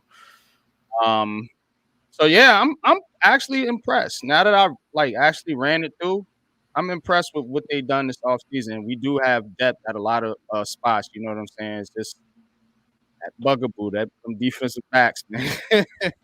Especially the corners, man, because it's a concern too. Because if you lose Banks, you're really SOL. Because if we lose Thomas on the offensive line, we got Illuminor. You know what I'm saying? Even if we lose Dex, like you said, we got some of these guys, that can form a nice rotation. If you lose Deontay Banks, it's scary, man. Real scary. But y'all got it. We stop saying that because I get nervous every time we say somebody gonna get hurt. But I think that like Coach said, we have a lot of depth at interior defensive line and offensive line. With our secondary, I think our safeties is actually one of the strongest parts of our defense. With Pinnock, Belton, and Nubin. Nubin's a headhunter and a ball hawk. Belton's always seemed to be around the ball whenever it pops out or he's popping it out. And Pinnock, he does his thing too. But I mean, I'm excited to see what goes on. We get like this every year. We get excited. We, think this is gonna happen and that's gonna happen. I'm just ready to see some football. We did good against the Lions, but I mean, our starters didn't even really play like that. So I just want to see some real competition. I want to see us get after it. I want to see us keep on building, and I want to see that pocket be clean for Daniel Jones so he could, get the ball to Nabers and Hyatt and Robinson and all them. Facts. And I'm just gonna say this before we get up out of here. I'm extremely proud of what Joe Schoen and Brian Dable have done with this roster as far as the depth, because now if we lose some players, you don't have to ring the emergency alarm like the whole season is over. Like NYG said, there's only a couple of players on this team that if we lost them, you'd be like the whole season is over. And really, it's only really one, and that's Deonte Banks. And to be honest with you, if we got a healthy Brian Burns and Thibodeau and they're getting after the quarterback, that can still mask what this secondary is lacking. So the only player I'm really worried about losing is Deonte Banks and Andrew Thomas and DJ, because they're basically the glue to the team when it comes to this team. Even if we lost Nabers, knock on wood, I still believe in this receiving core if we keep Slayton and Hyatt and Wan'Dale Robinson out there, if this offensive line is blocking. Believe it or not, because they made some noise when they were blocking for Tyrod Taylor. They made some noise out there for those guys. Like, they were getting deep passes and everything. So I wouldn't be like, oh, my God, the season is over. Now, I would be like, damn, we did lose Nabers. That's some bullshit. I'm sorry, Pat. Breaking news, niggas. New York Giants ain't losing nobody to injury. New York Giants ain't losing nothing this year but all the haters. That's 11-6. I'm back on my bullshit. The New York Football Giants is bullying everybody. We smacking the shit out of people this year, and I'm gonna love every second of it. The Blitz Squad is in full effect. DJ's gonna carve these motherfuckers up like the Thanksgiving bird. You heard? And the New York Giants gonna bring that chip home, and that's that. And like I was saying, you got people like Theo Johnson that could come in and shine if need be. Bellinger, you can always get him the ball out the backfield, and every time you get the ball in his hands, he seems to come up with a good play for you. Like the chains move when you get the ball to Bellinger. And then you got people like Tyrone Tracy that's not season ending, a low ankle sprain. I still can't believe that. They went through the cart, the air cast, crying, and it turned out to be a low ankle sprain. Man, if that ain't a soccer move, I don't know what it is. But you got people like Eric Gray in his second year that looks like he's playing a lot faster. Everybody was saying, man, this dude must run a 4.9. No, that dude, he was just thinking too much last year. And he really didn't get the carries like that to show what he can do because we had Saquon Barkley. But you let him get in the open field, he's going to get about 40 yards before you catch him, and that's a good thing. Just 600 yards, 4 touchdowns. That's what I predicted on Giants Conversation. And I do believe he can get that. Pause. But I'm truly proud of what this team did as far as reshaping this offensive line. They actually did what we've been asking. Like, man, hey, you got to get some veteran goons on this offensive line. You can't keep drafting fourth-round picks and think they're going to go in there and be all pros. It just doesn't happen that way for us. We're not as fortunate as the Dallas Cowboys, the Eagles, to draft somebody in the fourth round and they get to wait 3 years before they play, and then all of a sudden they turn into an all-pro because they've been watching an all-pro their whole career. You know what I'm saying? Well, I think the team we got now is going to be able to do that for us, Pat. Because we got some people in front of them they can learn from, and then when they get in there, it's like, okay, I've been taught this. This is easy. Cool. By example. Our leader example. So we got people like light-skinned Jermaine and Runyon and Van Rotten and Thomas. Huh?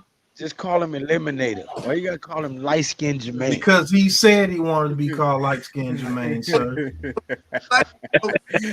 So I'm gonna call him what he asked to be called. hey, Copizzle ain't nothing but a light-skinned brother. You know what I'm saying? I try to tell everybody.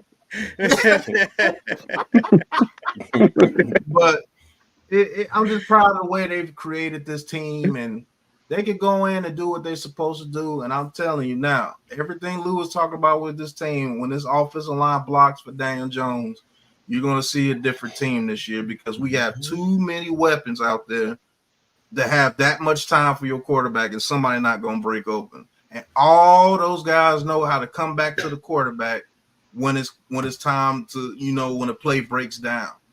We didn't have that with Alex Bachman or David Seals or Kadarius Toney or Kenny Galladay. We don't have those dudes out there no more. So you got to worry about us now. So, and look out for Theo Johnson to have a decent year too, bro. I think that dude could get about 400-500 yards easily because he that dude's a monster. I did not know that dude was 6'6".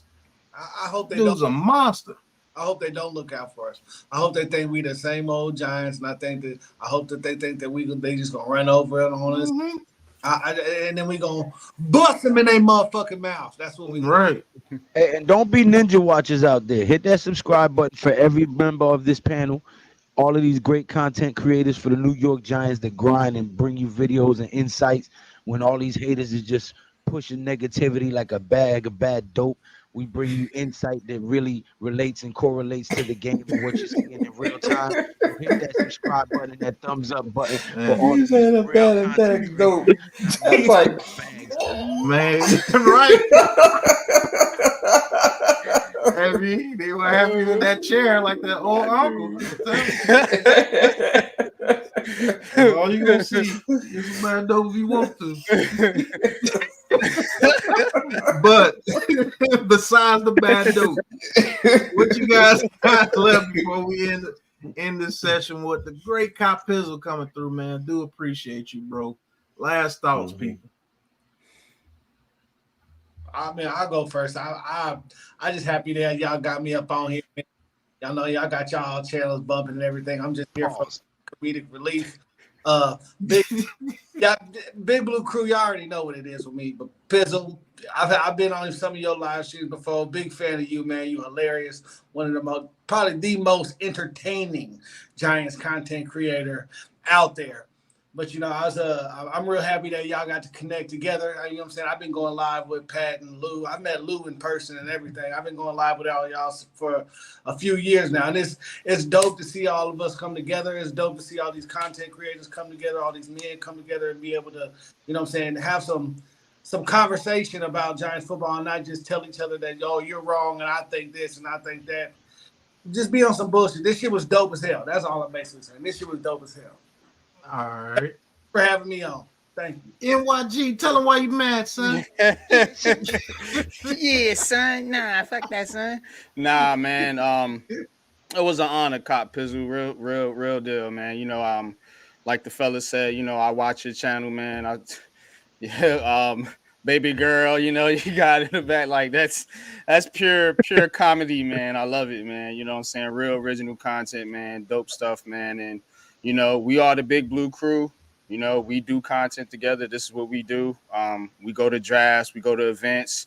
We're actually out in the community, and we're trying to build something special, man. So glad you could join us on the show, man. You know what I'm saying? Hopefully you can come back, another time. But again, you know where to find me here with the Big Blue Crew, Unpopular Opinion Sports, and NYG22 on Twitter, man.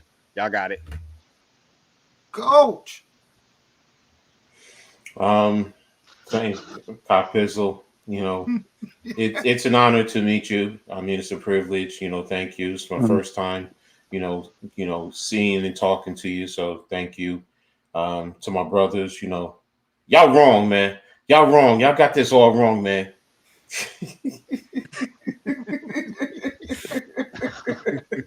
No, but seriously, man. When I sit down and I think about the season coming up, I'm only thinking about purple right now, and it ain't gonna be no Schoen in MetLife Stadium, and you're gonna see Mr. Sam Darnold get his welcome back to MetLife Stadium, and he's gonna be talking to Casper the Friendly Ghost. because he's going to get smacked around. And we're going to Dable, I will say, because I was wrong in terms of my assessment. He's going to use the run game a little bit more than what I anticipated. And the offensive line is going to be physical. They're going to impose their will on those Vikings or Vikings. Let's start calling them that, Vikings, because they're going to get bitched. They're going to get bitched. Coach with the trash talk. Let's go, Coach. I told you. Look. I told you, man.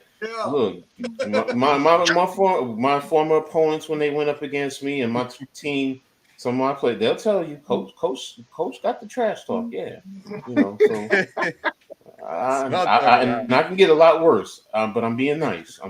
So, but yeah, I'm only focused on that first game right now, Purple, and I want to send them back to Minnesota with their tails between their legs, saying, "What the hell just happened?" We're gonna cut their pigtails off. That's There you go. We're gonna dehorn them and cut their pigtails off. So I'm eating goulash. Yeah, send them to the goulash. There you go. Hey, go ahead. Goulash right now. Right. On a serious note, though, pleasure finally meeting you and talking to you in person. Been watching you for a while, been entertained and by your videos and informed by your videos as well. Love the bit you do with your baby doll. Shout out to that. You know what I'm saying? As a father, I also bring my son into the videos and the live streams a lot. You know what I mean? This was great, man. Get to know you a little more and pick your brain and see what type of human being you are, because a lot of these guys put on a front behind the camera, but the more people talk, the more they reveal themselves. So I like to sit back and listen, because God gave me 2 ears and 1 mouth, so I can listen way more than I talk. My grandma taught me that. You know what I'm saying? But nah, man, this was very informative, very fun, very entertaining. I hope that the viewers enjoyed it. Hopefully we can collab again and give these viewers some more great content with some positive and informative information, not all this negative nonsense you see out here all the time. And don't be ninja watchers, guys. Hit that subscribe button, man. It is free. You don't got to create an account. You don't got to log in. You don't got to give no credit card information. It costs you nothing to push that button. You heard? Hit that subscribe button, man, for all of these guys. Copizzle been on here for almost 2 decades, grinding, putting in content, putting in work for you guys, That's man. crazy. Coach, me, Pat, NYG, J-Lay, the rest of the Big Blue Crew Sports Network. We be out here grinding. We get off of work. I'm a blue collar. I renovate homes. I got calluses everywhere. You know what I'm saying? I get off of work. I coach my son's football team. I cook my son's dinner, bathe him, put him to sleep, make my content, wake up, get him ready for school, take him to school, go to work. You know what I'm saying? We're not getting paid. We do this out of the love for our team, the camaraderie that we've built here, you know what I'm saying, and the network that we're trying to build for y'all, you know what I'm saying? So hit that subscribe button, man. You know what I mean? Help us with the algorithm. Share this video on your social media platforms. You know what I'm saying? Use them Twitter thumbs for something other than negativity, you heard? All right, and Cop, let them know. Hey, I'll just say I appreciate you guys for the kind words, man. It's an honor and a privilege to sit down and break some bread with you guys and talk some Giants with y'all. We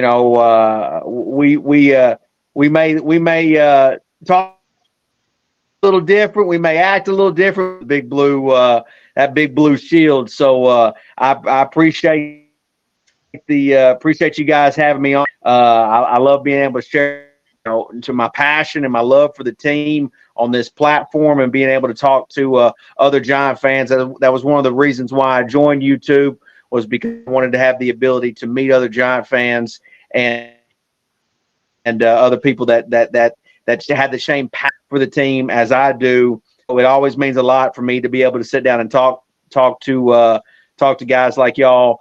I hope you guys have a great season. I hope your channel continues to have a positive growth.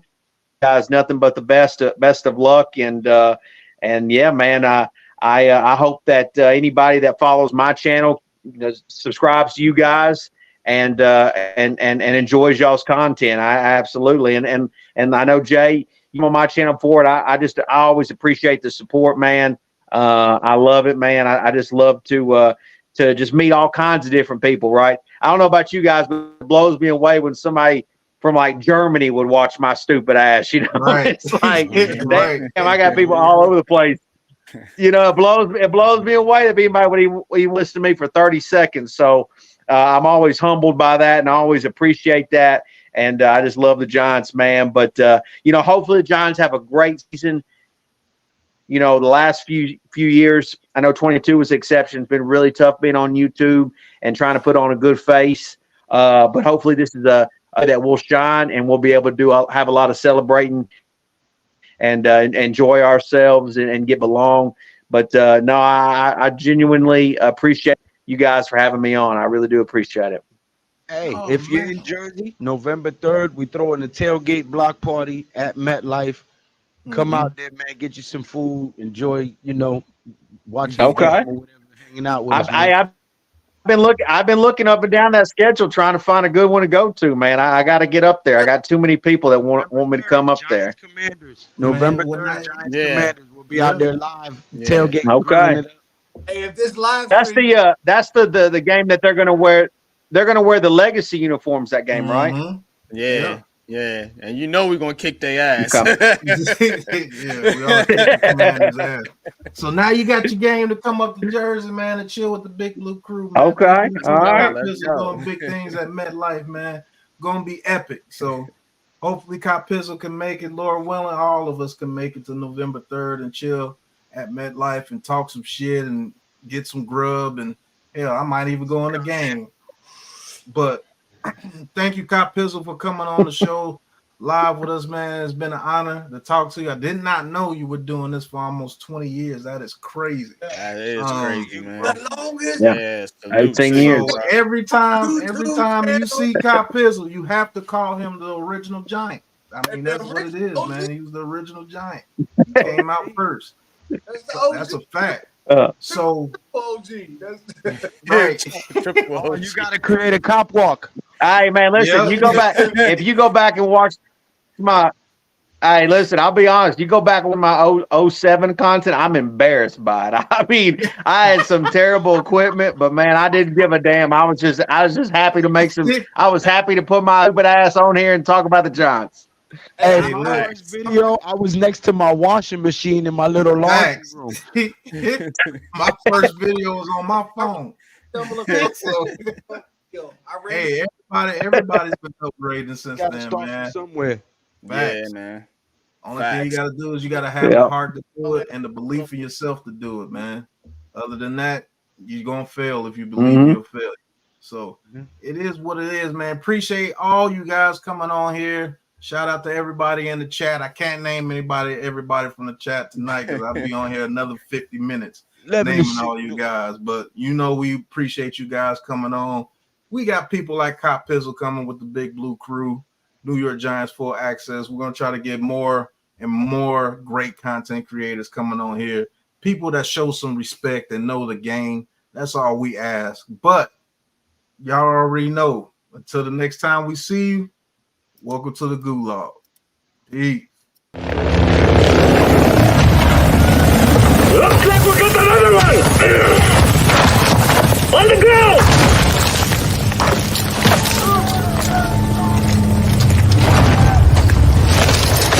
This is the Gulag. In here, you fight to win back your life. Gates!